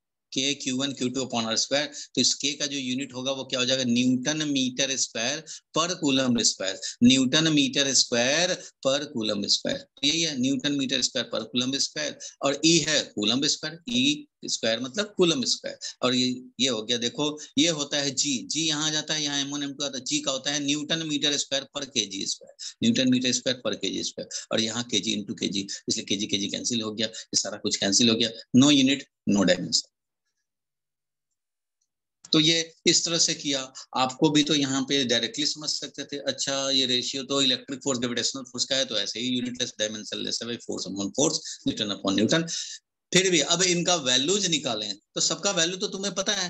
K का वैल्यू 9 10 पावर 9, G का value 6.67 10 power -11, mass of proton, mass of electron, charge on electron, सब तो पता होता है, क्वेश्चन पेपर में भी दिया होता है। तो ये जब दिया हुआ है तो इन सब के वैल्यूज रख सकते हैं। देखो 9 10 पावर 9, G का वैल्यू 6.67 10 पावर -11, ये वैल्यू कैलकुलेट करेंगे। अब ये इसमें रख देंगे जब ये रेशियो में करना ही है, और रखा हुआ मैं दिखाई दे रहा हूं तुम्हें। देखो E का वैल्यू, मास ऑफ इलेक्ट्रॉन का वैल्यू, मास ऑफ प्रोटॉन का वैल्यू, और ये रेशियो में सबका वैल्यू रख दिया। ये वैल्यू आया 10⁻39। तो इसका मीनिंग क्या हुआ? ये इतना लार्ज वैल्यू आया, इसका मीनिंग क्या है? तो इसका मीनिंग है ये कि ये तो भाई आया है electric force divided by gravitational force. Electric force divided by gravitational force जब इतना लार्ज वैल्यू है, it means electric force is very very greater than gravitational force. इसका सिंपल मीनिंग क्या है? Electric force is very very greater than gravitational force. ऐसे भी तुम जानते हो ऑलमोस्ट 10⁻36 टाइम्स ज्यादा होता है electromagnetic force compare to gravitational force. तो ये है large value of this ratio. Large value of this ratio is simply saying that electric force between electron and proton is much more than gravitational force acting between the two. ठीक है? तो यहाँ देखो NCERT के accordingly जो SL Arora में, ये SL Arora जी का बुक है, तो मैं थोड़ा टाइम सेव करने के लिए तुम्हें कैलकुलेशन मुझे ना करना पड़े, दिखा दूं तुम्हें exact calculation. So the factor this represents the ratio of electrostatic force to the gravitational force between the electron and proton. Also, the large value of this ratio signifies that the electrostatic force is much stronger than the gravitational force. ठीक है, clear है यहाँ तक? कोई परेशानी नहीं? बोलो। किसी को कोई प्रॉब्लम हो तो बता दे।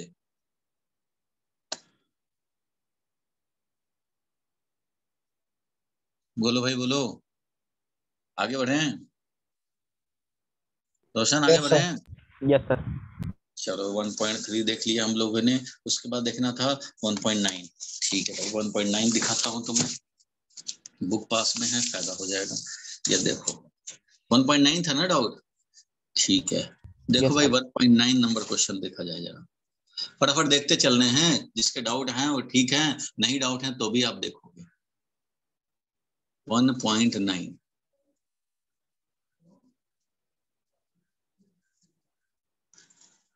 अब देखो 1.9 क्या कह रहा है। 1.9 ये कह रहा है भाई the system has to charge QA जो कि 2.5 10 पावर -7 है एंड QB जो ये है लोकेटेड एट द पॉइंट, ये डाउट होना नहीं चाहिए था एक्चुअली। चलो ए पे इतना चार्ज, बी पे उतना ही नेगेटिव चार्ज लोकेट किए हैं भाई, कहाँ 0 0 और z कोऑर्डिनेट -15, 0 0 और z कोऑर्डिनेट है +15 respectively. What is the total charge and the electric dipole moment of the system. तो भाई डाइपोल मोमेंट के लिए जब भी टोटल चार्ज बोला जाए तो उसको 0 समझना चाहिए।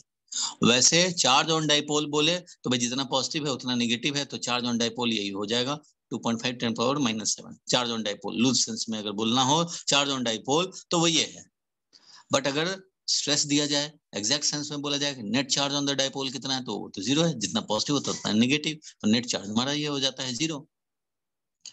तो अब यहाँ देखो कि जिस तरह से बोल रहा है उस तरह से अगर हम लोग यहाँ पे रिप्रेजेंट करें तो मैं यहीं पे डायग्राम दिखा देता हूँ। मान लो ये एक्स एक्सिस, ये वाई एक्सिस, ये जेड एक्सिस, तो कहाँ रखा गया है चार्ज को, वो देखो पॉजिटिव चार्ज है नेगेटिव वाले पे, मीन्स पॉजिटिव चार्ज यहाँ है, और नेगेटिव चार्ज कहाँ भाई, नेगेटिव चार्ज है Z coordinate positive pay 15 centimetre पे, मीन्स यहाँ पे है तुम्हारा नेगेटिव चार्ज। और अब बताना है इसका डाइपोल मोमेंट। भाई तो डाइपोल मोमेंट ये 15 सेंटीमीटर है, इधर भी 15 सेंटीमीटर है, तो टोटल क्या हो गया 30 सेंटीमीटर। टोटल क्या हो गया 30 सेंटीमीटर। इसलिए डाइपोल मोमेंट का वैल्यू जो हो जाएगा, डाइपोल मोमेंट का वैल्यू वो हो जाएगा चार्ज कितना, तो 2.5 इंटू 10⁻⁻7 जो था चार्ज मल्टीप्लाइड बाई सेपरेशन, तो सेपरेशन है 30 सेंटीमीटर, मीन्स 30 इंटू 10⁻2 करेंगे। सब एसआई में कैलकुलेशन कर रहे हैं भाई। डायरेक्शन किधर होगा भाई, तो नेगेटिव से पॉजिटिव की तरफ, दैट इज नेगेटिव से पॉजिटिव की तरफ मतलब जेड एक्सिस के negative direction, means minus of के कैप, ऐसा लिखने पड़ेंगे, माइनस ऑफ के कैप लिखने पड़ेंगे। नेगेटिव जेड डायरेक्शन में होगा डाइपोल मोमेंट, नेगेटिव से पॉजिटिव की तरफ होता है, इसलिए ऐसा लिखेंगे। अब इनका वैल्यू बस कैलकुलेट कर लेने हैं, तो कोई परेशानी तो बात है नहीं, इसमें कैलकुलेट हो जाएगा। क्लियर है, डाइपोल मोमेंट का value, net charge on dipole is 0, but loose sense में charge on dipole is 2.5 10⁻⁻7 coulomb.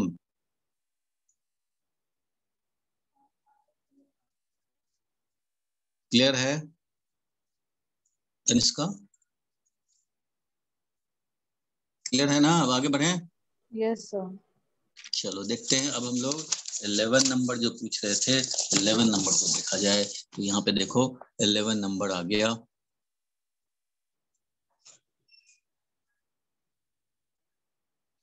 Eleven number देखा जाए, दिख तो रहा है ना साफ साफ।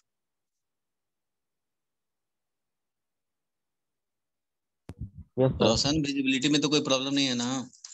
नहीं सर। बुक से दिखा रहा हूँ इसलिए। चलो देखो इसमें क्या है, जल्दी से पढ़ो तुम लोग, क्या लिखा है। A polythene piece rubbed with wool found to have negative charge. अच्छा भाई नेगेटिव चार्ज मतलब उसमें इलेक्ट्रॉन आ गया, नेगेटिव चार्ज आया 3.2 10⁻⁻7 coulomb. Estimate the number of electron transfer, तो क्या ये नहीं कर सकते? नंबर ऑफ इलेक्ट्रॉन ट्रांसफर अगर n है तो n ही तो चार्ज हुआ होगा, तो n ही चार्ज 3.2 इंटू 10⁻⁻7 है समझो। तो नंबर ऑफ इलेक्ट्रॉन्स नहीं निकाल लेंगे, कितने इलेक्ट्रॉन के ट्रांसफर से बना है, निकल जाएगा ना भाई, charge divided by electronic charge 1.6 into 10⁻⁻19 coulomb. तो इस तरह से निकाल लेंगे। वही काम देखो यहाँ नीचे किया हुआ भी है।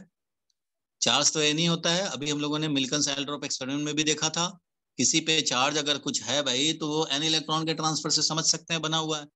यूनिवर्स में जितने भी चार्ज होते हैं सब इलेक्ट्रॉन के ट्रांसफर से ही तो बने हुए होते हैं, इसलिए n इंटू ई। तो नंबर ऑफ इलेक्ट्रॉन ट्रांसफर कितना हो जाएगा, तो charge divided by electronic charge. इससे पता लग गया कि 2 × 10⁻12 इलेक्ट्रॉन के ट्रांसफर से बना हुआ है ये चार्ज। ठीक है, तो इतने estimate the number of electron transfer, वो एस्टिमेट हो गया। Is there a transfer of mass from wool to polythene, तो बताओ भाई ये निगेटिव चार्ज किस पे आया है, polythene piece rubbed with wool is having a negative charge, मतलब पॉलीथीन पे नेगेटिव चार्ज है, मतलब उस पे इलेक्ट्रॉन आए हैं। Is there electron transfer of mass from wool to polythene, तो क्या पॉलीथीन पे अगर इलेक्ट्रॉन आए हैं तो इसका मतलब मास भी आया है, तो बिल्कुल आया भाई, मास भी तो आएगा, क्योंकि मान लो ये पॉलीथीन है, इधर वूल है, तो इधर इलेक्ट्रॉन ट्रांसफर हुए हैं, इस पे नेगेटिव चार्ज आया है, तो इसका मतलब इलेक्ट्रॉन इस पे आए हैं, और इलेक्ट्रॉन आएगा तो वैसे ही थोड़ी आ जाएगा, इलेक्ट्रॉन का अपना मास होता है, इसलिए जितने इलेक्ट्रॉन आएंगे उतने मास ऑफ इलेक्ट्रॉन, तो n into mass of electron, mass इसका इंक्रीमेंट हो जाएगा। पॉलीथीन का जितना मास था इस पे मान लो 100 इलेक्ट्रॉन आए तो 100 इंटू मास ऑफ इलेक्ट्रॉन का इंक्रीमेंट होगा, बट ये मास ऑफ इलेक्ट्रॉन इतना स्मॉल होता है कि यहाँ के मास का जो इंक्रीमेंट होगा और यहाँ के मास का जो डिक्रीमेंट होगा वो इतना कम होगा कि उसको नेग्लेक्ट कर देते हैं, ध्यान नहीं देते हैं। लेकिन एग्जैक्ट सेंस में बोला जाए तो जो भी बॉडी निगेटिवली चार्ज हुआ है और ट्रांसफर ऑफ इलेक्ट्रॉन आए हैं इस पे इलेक्ट्रॉन, तो इसका मतलब ये जरूर जरूर मास का गेन किया है। इलेक्ट्रॉन का गेन मीन्स मास का भी गेन, इलेक्ट्रॉन का गेन है तो मास का भी गेन है। ठीक है, क्लियर है यहाँ तक बात? बोलो भाई, कोई परेशानी तो नहीं है? अब समझ गए? आर्ची बोलो, आर्ची क्लियर हुआ?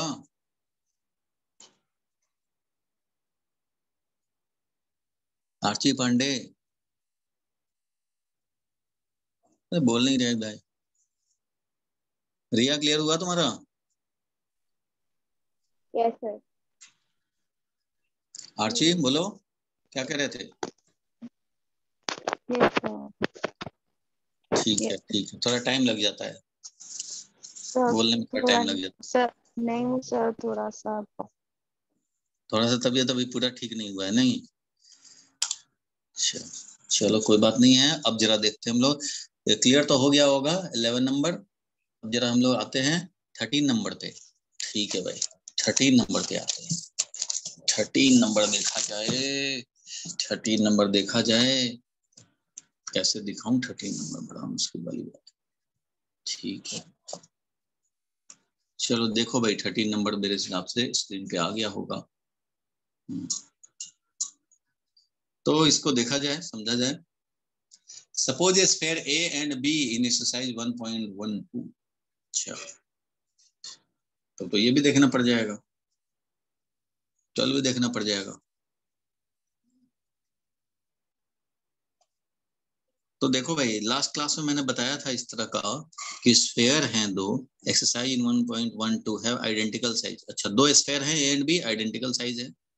ठीक है भाई, ए है और बी है और इनके आइडेंटिकल साइज हैं, इनके बिल्कुल आइडेंटिकल साइज।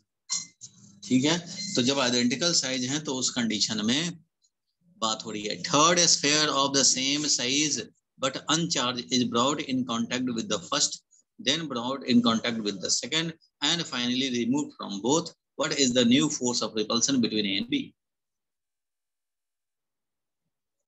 अच्छा, तो A and B रेफर करना ही पड़ेगा 12 नंबर क्वेश्चन में। 12 नंबर क्वेश्चन कहता है भाई, 12 नंबर क्वेश्चन को भी समझने पड़ेंगे, तो समझ लिया जाए। 12 नंबर क्वेश्चन जो कहता है वो भी देख लेते हैं। देखो, two insulated charged copper sphere A and B have their center separated by distance 50 centimeter.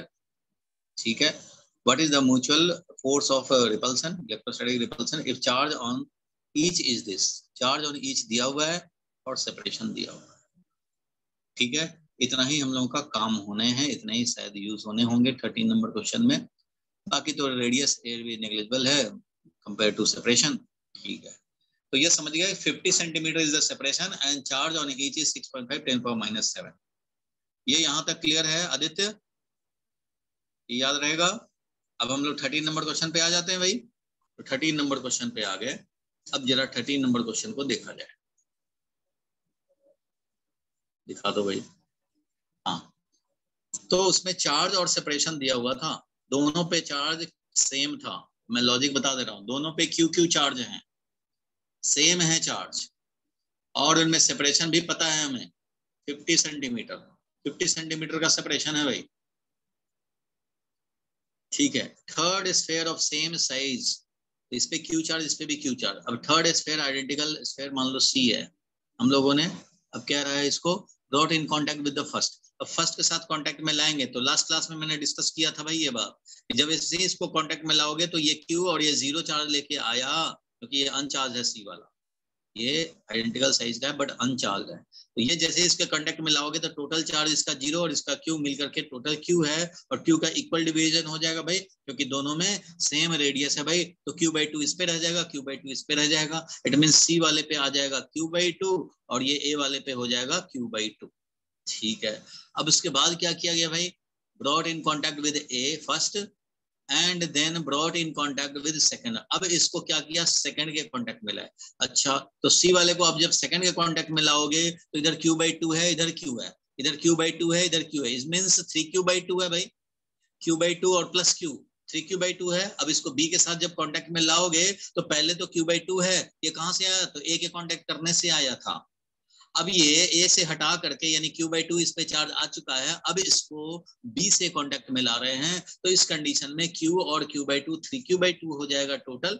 3 Q by two का इक्वल डिस्ट्रीब्यूशन होगा क्योंकि दोनों का रेडियस सेम है भाई, तो 3 क्यू बाई टू का इक्वल डिस्ट्रीब्यूशन हो जाएगा। तो यहाँ पे हो जाएगा 3 क्यू बाई टू का इक्वल डिस्ट्रीब्यूशन, तो 3 क्यू बाई 4 हो जाएगा, और यहाँ पे भी ये 3 क्यू बाई 4 हो जाएगा। तो ये भी 3 क्यू बाई 4, ये भी 3 क्यू बाई 4, दोनों 3 क्यू बाई 4 हैं। अब क्या किया गया इसके बाद देखो, and finally removed from both. अब इस सी को दोनों से हटा दिया, चलो भाई ठीक है। What is the new force of repulsion between A and B. अब ए और बी में न्यू फोर्स चाहिए भाई, न्यू फोर्स चाहिए। तो इस पे क्यू बाई टू रह चुका है, इस पे 3 क्यू बाई 4 रह गया है, तो इसलिए अब ए वाला ये और बी वाला है 3 क्यू बाई 4 वाला। अब इस पे न्यू फोर्स लिख दोगे, न्यू फोर्स का वैल्यू क्या होगा भाई, न्यू फोर्स का वैल्यू हो जाएगा के dash Q2 by 2 into 3Q by 4 divided by R square। R का वैल्यू 50 सेंटीमीटर दिया ही था। ठीक है, समझ गए। A था चार्ज Q, B था चार्ज Q, दोनों चार्ज Q Q थे। C आइडेंटिकल लाए, इससे कांटेक्ट कराए, तो इसका चार्ज Q और इसका चार्ज 0, दोनों मिलकर के Q, और इसका इक्वल डिस्ट्रीब्यूशन होगा सिंस रेडियस इज सेम। तो Q by 2 ये बन गया और Q by 2 ये भी बन गया। अब इसको इससे हटा करके अब इससे कनेक्ट किया, तो Q by 2 यहाँ है, Q यहाँ है, यानी total charge Q by 2 plus Q 3Q by 2 है। इस 3Q by 2 का इक्वल डिस्ट्रीब्यूशन होगा, तो 3Q by 4 यहाँ और 3Q by 4 यहाँ। अब इसको हटा के ले आए, अब यहाँ पे 3Q by 4 बच गया है और ये Q by 2 बन चुका है। तो अब इसमें फोर्स क्या होगा, तो हम लोग फोर्स निकाल लेंगे भाई। फोर्स वैल्यू निकालने में कोई परेशानी नहीं होगा, क्यों भाई, फोर्स का वैल्यू हो जाएगा के डैश यानी 1/4 पाई एप्सिलॉन नॉट, और ये Q by 2 और इनटू ये 3Q by 4 upon R square, यानी कि 50 सेंटीमीटर का कन्वर्ट करके SI में स्क्वायर करेंगे। तो ये हो गया 3/8, ये आ गया 3/8, और बाकी है के डैश Q स्क्वायर अपॉन 50 का स्क्वायर, वो तो पहले वाला ही था, पहले वाला यही था। तो पहले वाला जो भी फोर्स रहा होगा F0 उसका 3/8 हो गया। अब न्यू फोर्स इज 3/8 ऑफ पहले वाला फोर्स। ये क्लियर हुआ? Yes sir. बोलो भाई Yuvraj. Yes sir. Aditya clear हो गया? आर्ची? आर्ची को प्रॉब्लम हुआ होगा अभी। आर्ची तुम ध्यान रखना, लास्ट क्लास में बताया था जब भी दो आइडेंटिकल स्फेयर कांटेक्ट में लाएंगे तो दोनों में हाफ हाफ चार्ज हो जाएगा, टोटल चार्ज का डिस्ट्रीब्यूशन। भुवनेश क्लियर है ना यहाँ तक? Yes sir. रचना को भी क्लियर होगा? रहीन क्लियर हुआ? यस सर क्लियर है। रहीन तू लेट आया था आज? नहीं सर, 2 o'clock पे ज्वाइन कर लिया था। ठीक है, चलो ठीक है। तरुण क्लियर हुआ यहाँ तक? तरुण क्लियर है? Yes sir. अरे तू तो ऐसा ठंडा बोल रहा है, लग रहा है कि समझ में नहीं आया तुझे। क्या पूरा क्लियर हो गया तरुण? Yes sir. बहुत बढ़िया, चलो आगे बढ़ते हैं हम लोग। हाँ, इसके बाद वाला 13 के बाद था एक 14 नंबर भी तुम डाउट बता रहे हो भाई। देखो यही चीज इसने क्या किया हुआ है, इसके सोल्यूशन में डायग्राम से बताया हुआ है कैसे कैसे हो गए। एक में q/2 रह गया, दूसरे में 3q/4 हो गया, और इस तरह से अब ये 3q/4 और q/2 में इसने निकाल दिया। 3/8 ऑफ प्रीवियस फोर्स, प्रीवियस वाला 1.5 × 10⁻⁻2 था, देख रहे हो, और ये वैल्यू मिल गया। चलो बहुत अच्छा। अब 14 नंबर देख लिया जाए। 14 नंबर देखा जाए तो 14 नंबर क्या देखना है? 14 नंबर तो मैंने लास्ट क्लास में जो बताया थे उस बेसिस पे ये हो जाएंगे। लास्ट क्लास में बताया थे ना, वर्टिकल डिफ्लेक्शन। क्या देख रहे हो? इलेक्ट्रिक फील्ड है डाउनवर्ड डायरेक्शन में, इलेक्ट्रिक फील्ड है डाउनवर्ड डायरेक्शन में, तो जो अपवर्ड डिफ्लेक्ट होंगे चार्ज पार्टिकल इसमें थ्रो किए गए, जो अपवर्ड डिफ्लेक्ट होंगे वो पॉजिटिव होंगे, वो निगेटिव हुए होंगे, ये भी निगेटिव, ये भी निगेटिव, और जो फील्ड के अलोंग डिफ्लेक्ट हुए वो पॉजिटिव होंगे, तो भाई इधर पॉजिटिव है। अब इसमें ये देखो कि ये जो इनिशियल इसका डायरेक्शन था, इससे इसका कितना डिफ्लेक्शन हुआ। वर्टिकल डिफ्लेक्शन जो दिखा रहा है, ये ज्यादा डिफ्लेक्शन दिखा रहा है। इसका देखो ये है, इसका ये है वर्टिकल डिफ्लेक्शन, और इसका देखोगे तो इसका ये वाला इनिशियल था, ये है वर्टिकल डिफ्लेक्शन। सबसे ज्यादा इसका वर्टिकल डिफ्लेक्शन है, तो Q/M सबसे ज्यादा थर्ड वाले का होगा। तो Q/M रेशियो मैंने बताया तो था, Q/M रेशियो के प्रोपोर्शनल है डिफ्लेक्शन, वर्टिकल डिफ्लेक्शन कैलकुलेट किया था लास्ट क्लास में। लास्ट क्लास में कैलकुलेट किया तो था। Vertical deflection is directly proportional to Q/M ratio, और Q/M रेशियो के डायरेक्टली प्रोपोर्शनल है, तो जिसका ज्यादा डिफ्लेक्शन दिख रहा है वर्टिकली उसका ज्यादा चार्ज अपॉन मास रेशियो होगा। ये लास्ट क्लास जिसने नहीं किया उसको समझ में नहीं आएगा, जो लास्ट क्लास किया उसको समझ में आ गया होगा। देखो इसमें वही काम है भाई, हर पार्टिकल के लिए हम लोगों ने भी एक्सेलरेशन देखा Q/M है, और हम लोगों ने देखा भाई कि टाइम कितना लगा, और इस तरह से देख रहे हो कि वर्टिकल डिफ्लेक्शन यानी हाइट जो आ रहा है वो आ रहा है directly proportional to Q/M। Q/M बाकी ई सेम है, टाइम सबके लिए सेम, टाइम सबके लिए सेम है क्योंकि स्पीड हॉरिजॉन्टल में सेम था, L/U हम लोगों ने टाइम था तो ये था, और ये है E, और ये है Q/M। ये लास्ट क्लास वाला बिल्कुल ये अब बड़े आराम से बताया गया था, डेराइव किया गया था। Vertical deflection is directly proportional to Q/M, इसलिए Q/M के डायरेक्टली प्रोपोर्शनल है, इसके बेसिस पे हम लोग बता सकते हैं। जिसने लास्ट क्लास किया था और उसको डाउट है तो बताया इसमें, इस क्वेश्चन में। रोशन बता भाई, ये क्लियर है? यस सर क्लियर है। आर्ची को प्रॉब्लम हुआ होगा क्योंकि उसने लास्ट क्लास मिस किया, तो लास्ट क्लास पे बिल्कुल डिपेंडेंट था, जो लास्ट क्लास किया है उसका ये क्वेश्चन अपने आप ही हो जाएगा। चलो अब जरा आते हैं हम लोग 22 नंबर क्वेश्चन पे। 22 नंबर डाउट है, इसको लास्ट क्लास वाला कवर कर लेगा, हो जाएगा। 18 नंबर भी है, 18 नंबर डाउट भी नहीं होना चाहिए। 18 नंबर भी मैंने लास्ट क्लास में कराए थे शायद। सर 17th है, 17th का बी पार्ट बता दो। 18 किसी का डाउट नहीं है ना? नहीं है सर, ये तो आपने करा दिया पूरा तो मैंने कराया था। स्क्वायर है तो भाई इधर से भी ऐसे ले लो फेस, और ये एक क्यूब का फॉर्म बन जाएगा जिसके सेंटर पे रहेगा। Phi nought 6 phi nought total flux होगा। 6 phi nought is equal to charge upon epsilon nought, और इससे Q/6 एप्सिलॉन नॉट मिल जाएगा। अच्छा 18 का कह रहे हो, ठीक है भाई 18 लाख का। 18 कहाँ गया? 18 ही तो ये था। सर 17 का सेकंड पार्ट कह रहे हो? Yes sir. चलो भाई सारे बच्चे 17 नंबर देखेंगे एक बार।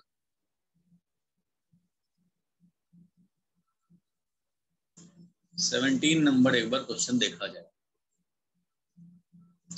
Careful measurement of the electric field at the surface of black box indicates that the net outward flux through the surface of the box is this. Net outward flux ये है. What is the net charge in the box? भाई net outward flux जो होता है वो charge enclosed upon epsilon nought होता है। अगर तुम्हें फ्लक्स दे दिया जाए तो चार्ज नहीं निकाल लेंगे, चार्ज दिया रहेगा तो फ्लक्स निकाल लेंगे। तो ये कह रहा है कि एक ब्लैक बॉक्स है, हमें नहीं दिख रहा है उस बॉक्स के अंदर क्या है, तो वो इंडिकेट कर रहा है कि आउटवर्ड फ्लक्स जो है, आउटवर्ड मतलब उससे बाहर की तरफ जा रहा है, उस बॉक्स से बाहर की तरफ जो फील्ड लाइन निकल रहे होते हैं तो समझेंगे आउटवर्ड फ्लक्स। बाहर की तरफ निकल रहे हैं इट मींस अंदर में पॉजिटिव चार्ज है। तो आउटवर्ड फ्लक्स है मींस आउटवर्ड फील्ड लाइंस हैं निकलता हुआ, और ऐसा फ्लक्स को दिया हुआ है value flux. What is the net charge inside the box? तो नेट चार्ज हो जाएगा flux multiplied by epsilon nought, flux multiplied by epsilon nought. ऐसा ही करेंगे, ठीक है। If net outward flux through the surface of the box were zero, could you conclude that there were no charge inside the box? अगर इस box के अंदर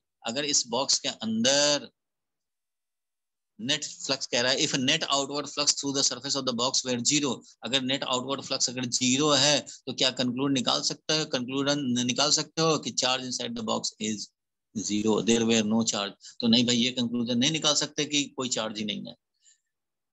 net outward flux zero तब भी हो सकता है जब यहाँ पे बिल्कुल चार्ज ना हो, या तो फिर जितना पॉजिटिव चार्ज हो उतना निगेटिव चार्ज हो। मान लो एक डाइपोल रखे हैं, तो भाई जब डाइपोल रखोगे तो इसके फील्ड लाइंस जितने निकलेंगे उतने एंटर भी करेंगे, तो निकलते time positive flux outward flux बनाएगा और एंटर करते समय इनवर्ड फ्लक्स बनाएगा, मींस जितने पॉजिटिव उतने निगेटिव, नेट फ्लक्स हो जाएगा zero.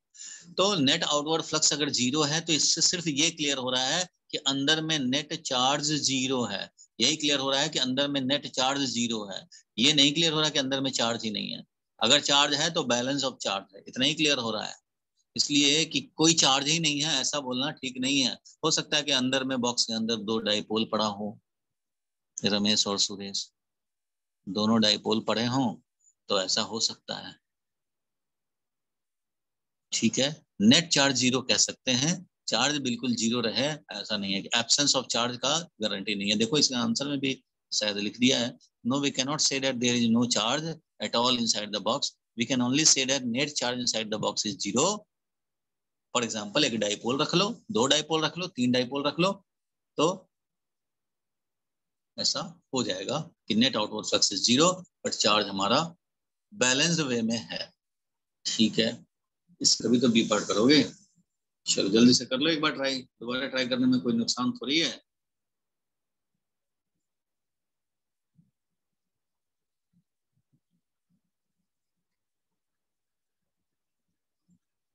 A uniformly charged conducting sphere of 2.5 diameter, 2.4 meter diameter has surface charge density this, surface charge density sigma दिया हुआ, समझो कि एक स्फीयर है, सरफेस चार्ज डेंसिटी दिया हुआ है, रेडियस भी दिया हुआ है।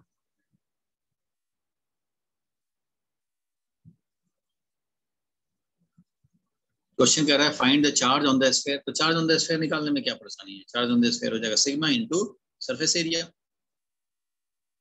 जब सरफेस चार्ज डेंसिटी दे ही रखा है तो सीधा sigma into 4 pi R square surface area, ये तो काम करेंगे, चार्ज ऑन द स्फीयर मिल जाएगा। And what is the total electric flux leaving the surface of the sphere, तो सरफेस ऑफ द स्फीयर को लीव करता हुआ, छोड़ता हुआ, निकलता हुआ जो टोटल फ्लक्स है, भाई कोई भी गॉसियन सरफेस ले लो, उसके बाद पता लग जाएगा। फ्लक्स जो होगा वो होगा क्या, charge upon epsilon nought, charge निकाल ही चुके हो, अपॉन एप्सिलॉन नॉट कर दो, मिल जाएगा फ्लक्स। क्योंकि गॉस लॉ यही तो कहता है कि इधर से फ्लक्स निकालना होगा, टोटल आउटवर्ड फ्लक्स, तो क्या होगा भाई, charge enclosed upon epsilon nought, charge enclosed upon epsilon not कर दो, मिल जाएगा total flux leaving the surface.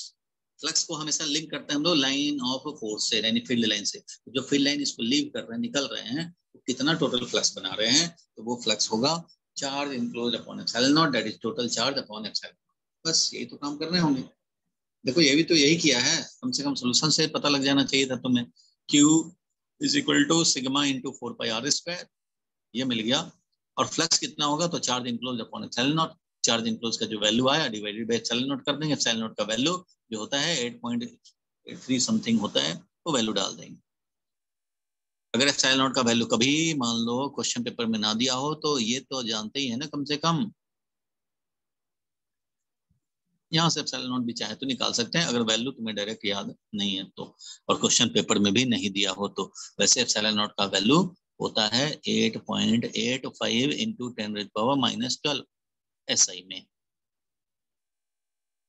ये है वैल्यू।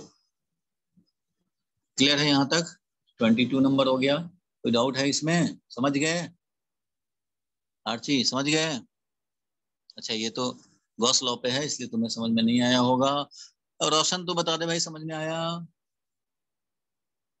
आ गया सर। आ गया, चलो भाई, तो खुश हो जा फिर।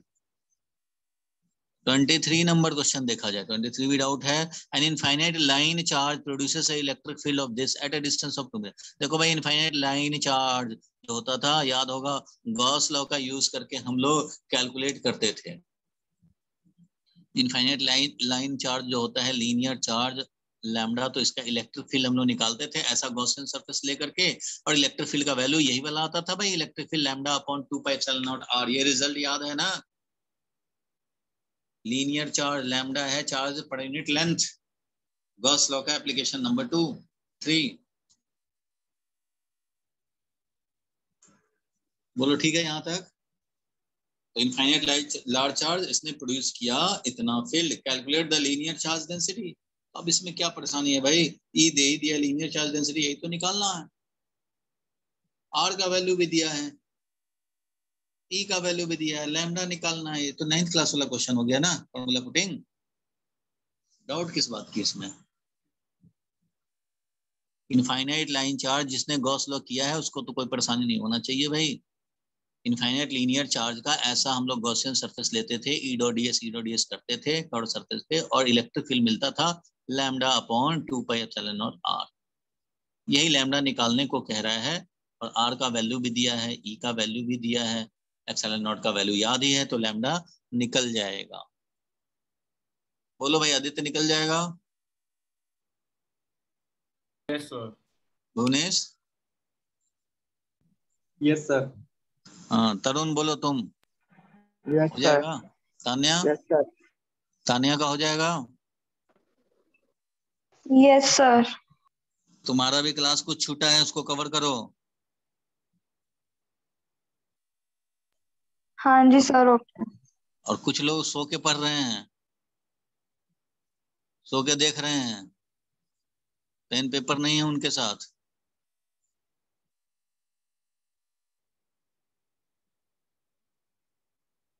क्वेश्चन ही देखना है, आंसर नहीं।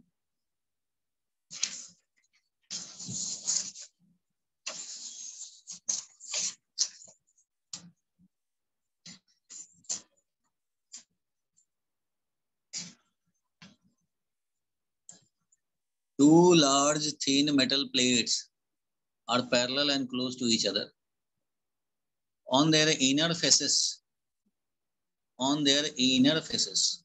तो देखो भाई, दो प्लेट हैं, इनके इनर फेसेस पे surface charge density of opposite sign and magnitude, यहाँ पे सिग्मा है तो इधर माइनस सिग्मा है। Surface charge density opposite sign का है और उनका वैल्यू है 17.0 10⁻22 coulomb per metre square.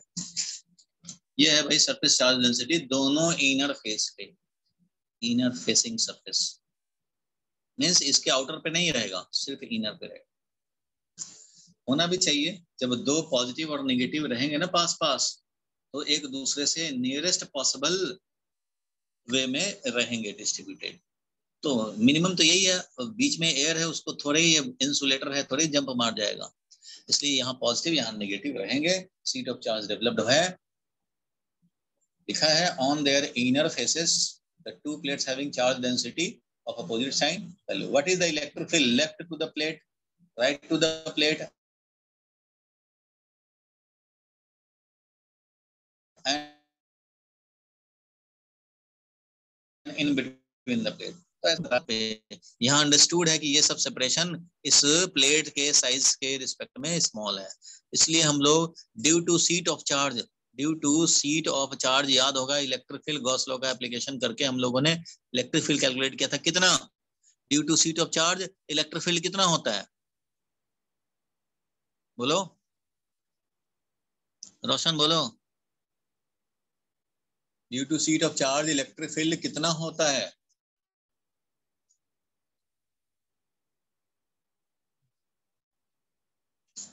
Due to sheet of charge electric field कितना होता है भाई? सिग्मा बाय 2 एप्सिलॉन नॉट होता है।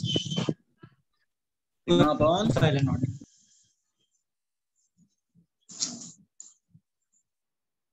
भाई जो लोग सिंसियर हैं वो तो बताएंगे ही, सिंसियरिटी लाओ बाकी बच्चों। चलो यहाँ तक क्लियर है। तो सिग्मा अपॉन 2 एप्सिलॉन नॉट होता था due to sheet of charge. अब यहाँ निकालना चाहते हो पी पॉइंट पे, तो यहाँ देखो ये पॉजिटिव वाला है वो अपने से अवे प्रोड्यूस करेगा कितना भाई? तो sigma upon 2 epsilon nought electric field due to positive sheet. और ये नेगेटिव वाला है वो अपनी तरफ करेगा electric field due to negative sheet. ये भी कितना? वो भी सिग्मा अपॉन 2 एप्सिलॉन नॉट। दोनों तो सीट ऑफ चार्ज ही हैं। और याद होगा एक सीट ऑफ चार्ज से यहाँ देखो चाहे यहाँ देखो चाहे यहाँ देखो चाहे यहाँ देखो इंडिपेंडेंट होता था सिग्मा अपॉन 2 एप्सिलॉन नॉट। एक सीट ऑफ चार्ज के लिए इतना ही होता था, इंडिपेंडेंट ऑफ आर। ठीक है, तो यहां देखा कि दोनों sigma upon 2 epsilon not opposite में कर रहे हैं। एक लेफ्टवर्ड कर रहा है, पॉजिटिव है इसलिए अपने से अवे, दूसरा नेगेटिव है इसलिए अपनी तरफ प्रोड्यूस किया, और इससे से दोनों कैंसिल हो गए और electric field at point P will be equal to 0। Similarly यहां देखोगे तो ये नेगेटिव चार्ज है, ये अपनी फील्ड प्रोड्यूस करेगा कितना भाई? तो sigma upon 2 epsilon nought electric field due to negative charge. और ये पी वाला, ये जो पॉजिटिव वाला है, ये पॉजिटिव वाला जो है वो इस डायरेक्शन में फील्ड प्रोड्यूस करेगा sigma upon 2 epsilon nought again.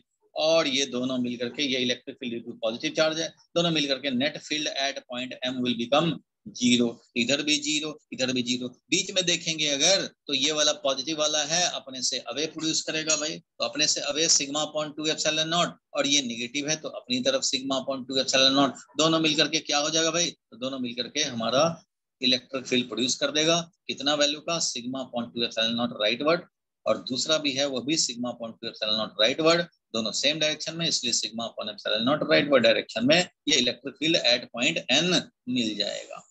So inside the two sheets, inside the two plates, we will have electric field of this value. Outside दोनों तरफ 0 0 आया। बोलो क्लियर है यहाँ तक? Yes sir. आदित्य क्लियर हुआ? जी सर। ऐसा बताया तो था 2 शीट हो तो ऐसा ही होता है, दोनों का हम लोग कैलकुलेट करेंगे किसी भी पॉइंट पे निकालना हो। अब देखो इसका स्टैंडर्ड आंसर क्या कहता है भाई, बुक वाले आंसर क्या लिखते हैं इसका? देखो on the left hand side of the field the two plates are equal and opposite, cancel हो गया 0। On the right hand side equal and opposite, cancel हो गया। इन बिटवीन द प्लेट दोनों सेम डायरेक्शन, यही तो है। तो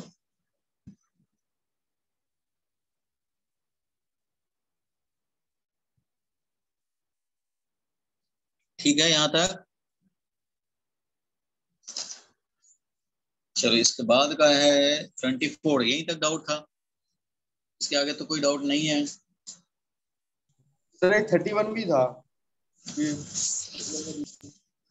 31 भी था, चलो देखते हैं 31।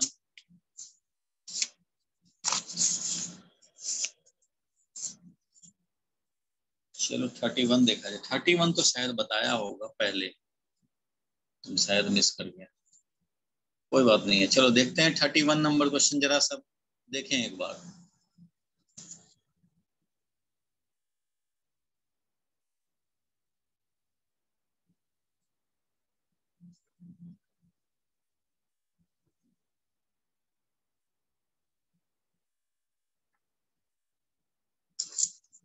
कोई बात नहीं, इसको देख लिया जाए।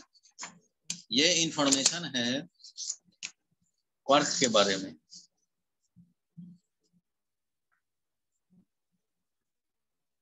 सर ये बुकलेट में सेम टू सेम क्वेश्चन दे रखा, आंसर भी दे रखा।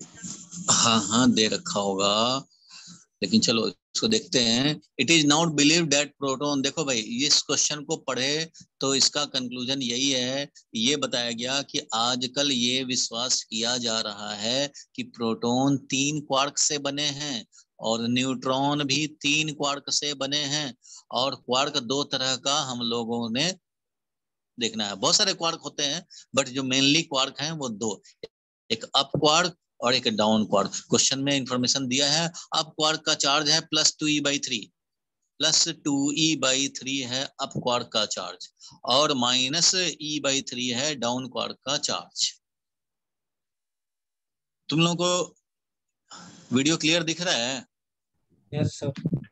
या छोटा होके दिख रहा है? ठीक है एकदम। मतलब क्लियरिटी है वीडियो में? हाँ जी सर।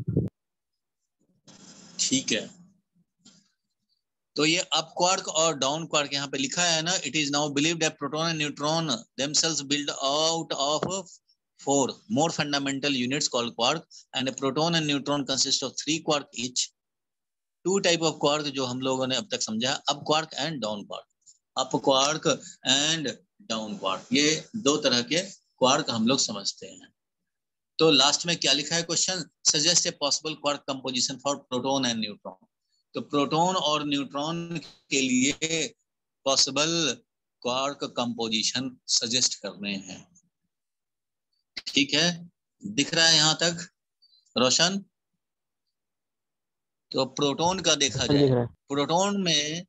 प्रोटॉन का 3 क्वार्क कंपोजिशन हो सकता है। देखो ऐसा करो कंपोजिशन कि इस पे चार्ज जो +e होता है वो हो, न्यूट्रॉन पे चार्ज 0 होता है वो होना चाहिए।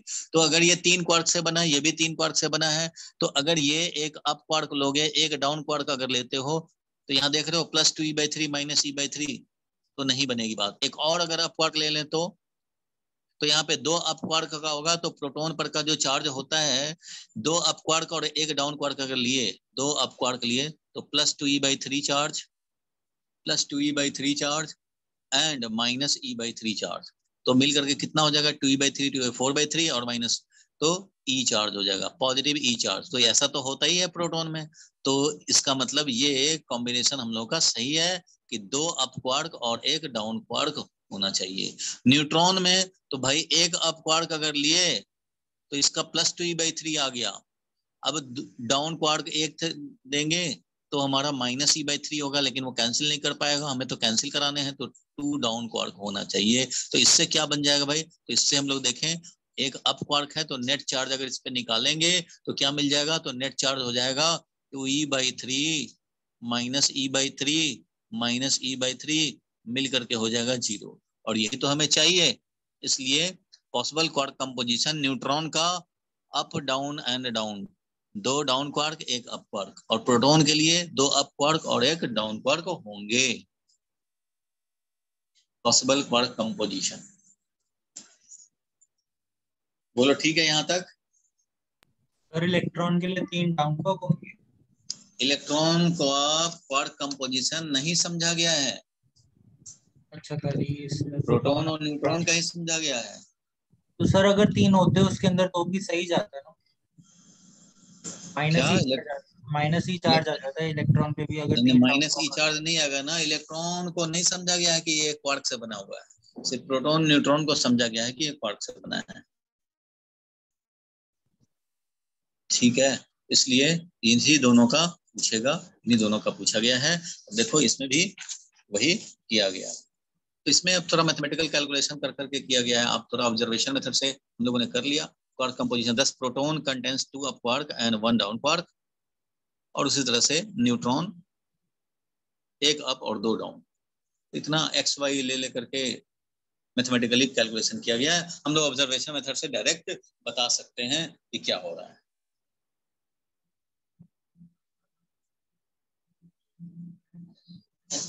देखो भाई इसमें क्या करने हैं, ट्राई कर लिए हो गए अब तक।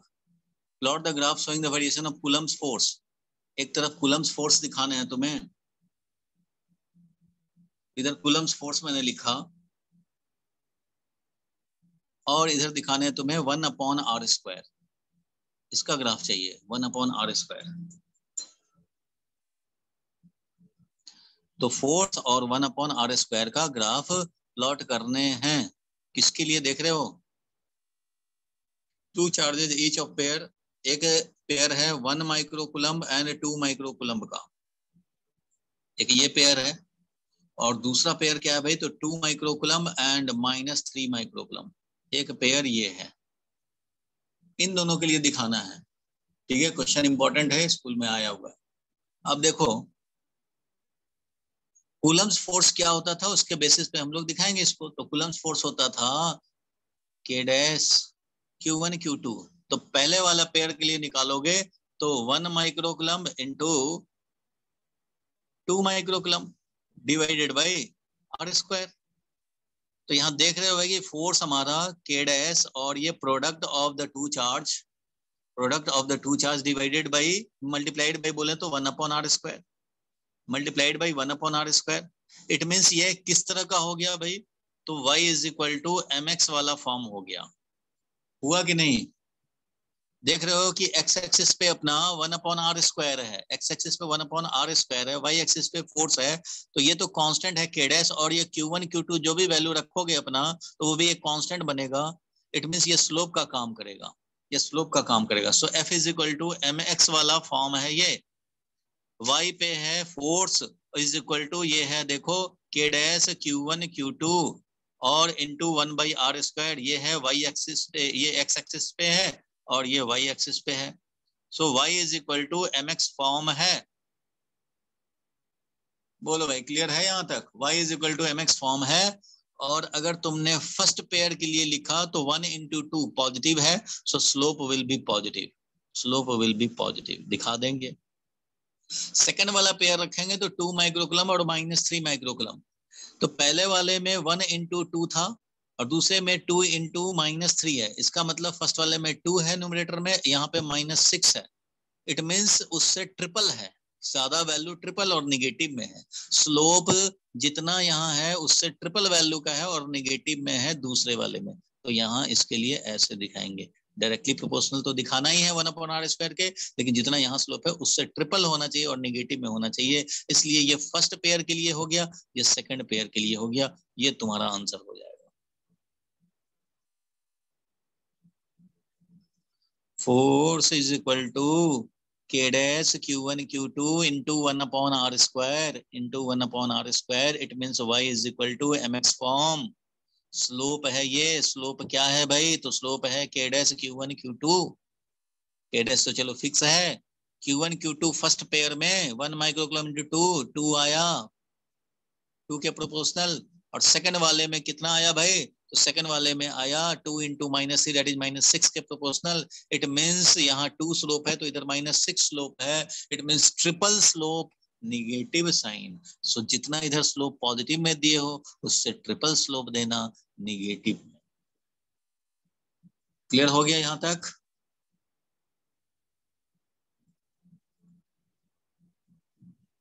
बोलो भाई। सर फोर्स निकालते हुए माइनस साइन लेते थोड़ी है। अरे भाई फोर्स में हम माइनस साइन है तो निगेटिव है ना, कैसे दिखाओगे? ये रिपल्सिव फोर्स दिखाएगा। अगर पॉजिटिव है फोर्स तो रिपल्सिव, नेगेटिव हो गया तो समझो अट्रैक्टिव। फोर्स का एक्सप्रेशन तो यही लिखेंगे। अब निगेटिव को इंटरप्रेट करते हैं डायरेक्शन से। यहाँ पे क्या दिखाओगे? यहाँ पे तो F × 1/r², यहाँ डायरेक्शन इंडिकेट करने का तो कुछ है नहीं। तो एक पॉजिटिव हो गया तो दूसरा निगेटिव, मतलब एक रिपल्सिव है तो दूसरा अट्रैक्टिव है। इसलिए यहाँ पे हम लोग जब लिखने जा रहे हैं इक्वेशन, तो यहाँ पे ऐसा तो है नहीं कि सिचुएशन है एरो से दिखा दें डायरेक्शन। यहाँ तो हम लोग को एक्सप्रेशन में ही दिखाने हैं। सो K डैश Q1 Q2/r² होता है। अब इसमें अट्रैक्टिव रिपल्सिव कैसे दिखाएंगे? तो इससे ही दिखाएंगे। इसमें पॉजिटिव साइन अगर रह गया समझो रिपल्सिव है, नेगेटिव आ गया समझ लो अट्रैक्टिव है। तो ऐसे ही दिखाने पड़ेंगे। और ये आया हुआ है स्कूल में क्वेश्चन, इसलिए आपको ध्यान रखने हैं।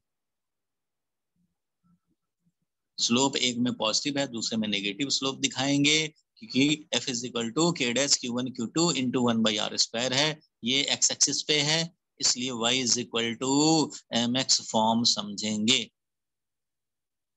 निगेटिव को अगर वेक्टर फॉर्म में लिखते हैं ना, जो एरो दिखाएं, या वेक्टर फॉर्म में तो सिर्फ मैग्नीट्यूड से काम चल जाएगा। लेकिन यहाँ पे तुम्हें ना तो वेक्टर है साइन यूज कर रहे हैं और ना ही तुम्हारे पास डायग्राम है, स्लोप तुम्हें ग्राफ में दिखाने हैं, तो यहाँ पे हम लोग यूज करेंगे इसका नेगेटिव साइन और हम लोग दिखाएंगे ऐसे। और यही तुम्हें हर बुक में सॉल्यूशन भी मिल जाएगा। ठीक है, यहाँ तक क्लियर है? तो ट्राई किया जाए। Electric field in a uniform, ये है हमारा 3 × 10⁻³ I। Calculate the flux of this field through a square surface of an area 10 cm² when its plane is parallel to YZ plane। पहले तो इसका डायग्राम बना लेते हैं। देखो भाई, Y एक्सिस, X एक्सिस और Z एक्सिस ऐसे दिखा दिया डायग्राम। अब इसमें देखा जाए, हमें इलेक्ट्रिक फील्ड दिया हुआ है सर्टेन वैल्यू का along positive x direction. Electric field का वैल्यू दिया हुआ है 3 × 10⁻³ I कैप। ठीक है, flux of this field through a square surface area of 10 cm² when its plane is parallel to YZ plane. तो YZ प्लेन तो ये है भाई, YZ के पैरेलल समझो कि ये वाला एक है, YZ के पैरेलल समझो ये है, YZ एक्सिस, YZ प्लेन के पैरेलल ये वाला एरिया है। तो ऑब्वियसली इस एरिया के लिए एरिया वेक्टर को इधर ही ले लोगे भाई, क्योंकि ये फील्ड के साथ 0 एंगल बनाएगा, इधर वाला तो 180 बनाएगा, तो यही एरिया वेक्टर लेंगे parallel to YZ plane. So first condition में हमें निकालना था फ्लक्स, तो फ्लक्स क्या हो जाएगा भाई, तो EA cos 0 डिग्री, क्योंकि इलेक्ट्रिक फील्ड भी I कैप में है और ये एरिया वेक्टर भी I कैप में है, इसलिए ये फ्लक्स हो जाएगा इलेक्ट्रिक फील्ड 3 × 10⁻³ और एरिया हो जाएगा जो है हमारा 10 cm²। तो 10 और cm² को क्या बोलेंगे, 10⁻⁻⁴ m²। तो ये SI में फ्लक्स हो जाएगा। सेकेंड वाला पार्ट, सेकेंड पार्ट में क्या, normal to this plane makes an angle 60 degree angle with X axis. मतलब अब हमारा ये टिल्ट हो गया ऐसे, ये कि normal to this plane, normal to its plane, इस प्लेन का नॉर्मल वो इलेक्ट्रिक फील्ड के साथ 60 डिग्री एंगल बना रहा है। Normal to the field to the plane area, इस एरिया का जो नॉर्मल है, तो नॉर्मल ही तो हमारा एरिया वेक्टर रिप्रेजेंट करता है, वो 60 डिग्री बना रहा है। तो फ्लक्स कितना हो जाएगा, तो फ्लक्स हो जाएगा EA cos 60 डिग्री, बस जितना ये था उसी का हाफ, तो cos 60 डिग्री हाफ हो जाएंगे। फर्स्ट वाला कंडीशन का ये ग्राफ था, सेकंड वाले का ये था। फर्स्ट वाले में थीटा का वैल्यू 0 डिग्री यूज करेंगे, दूसरे वाले में 60 डिग्री यूज करेंगे, काम हो जाएगा, क्योंकि कंडीशन दिया हुआ है सेकंड वाले केस में कि normal to this plane is making 60 degree with electric field. ठीक है, यहां तक बोलो भाई, क्लियर है? Yes sir. Aditya, yes sir. चलो आगे बढ़ते हैं, नेक्स्ट क्वेश्चन पे चलते हैं फिर। How does electric field due to a point charge encloses by a Gaussian surface? कोई एक point charge है। How does the electric flux due to a point charge enclosed by a spherical Gaussian surface gets affected when its radius is increased? अच्छा, इसका radius अभी r है मान लो, इसका radius जब हमारा 2r हो जाए तो क्या होगा, इसका रेडियस 3r हो जाए तो क्या हो जाएगा। अरे भाई रेडियस बढ़ाओगे तो क्या होगा, चार्ज इनक्लोज तो वही रहेगा, charge enclose upon epsilon not. इसके थ्रू फ्लक्स देखोगे, आर रेडियस का है, charge enclose Q upon epsilon not. इसके थ्रू देखोगे तो क्या होगा, तो इसके थ्रू चार्ज इनक्लोज तो वही है। अब ऐसा थोड़ी है कि यहाँ पे चार्ज पड़ा हुआ था, अगर यहाँ पे चार्ज पड़ा हुआ होता तो इस वाले में ज्यादा हो जाता, Q1 और प्लस Q2 हो जाता। इधर वाले में देखते हो, बड़े वाले में तो मान लो यहाँ पे Q3 हुआ होता तो वो वाला भी आ जाता भाई, कि इसके थ्रू फ्लक्स निकालेंगे तो Q1 + Q2 + Q3 divided by epsilon not हो जाएगा। बट एक ही पॉइंट चार्ज है तो रेडियस बढ़ाने से कोई इफेक्ट नहीं होगा। तो effect on increasing the radius of the Gaussian sphere will have no effect on the flux. Question फिर से देखो, how does electric flux due to a point charge, how does electric flux due to a point charge enclosed by a spherical Gaussian surface, enclosed by a spherical Gaussian surface gets affected when its radius is increased। अगर इसका radius बढ़ा दें तो radius बढ़ाने से कुछ नहीं होगा। इंफॉर्मेशन नहीं दिया गया है दूसरे चार्ज के बारे में, इट मीन्स कोई और चार्ज नहीं है। सो ये कोई फर्क नहीं पड़ता इससे।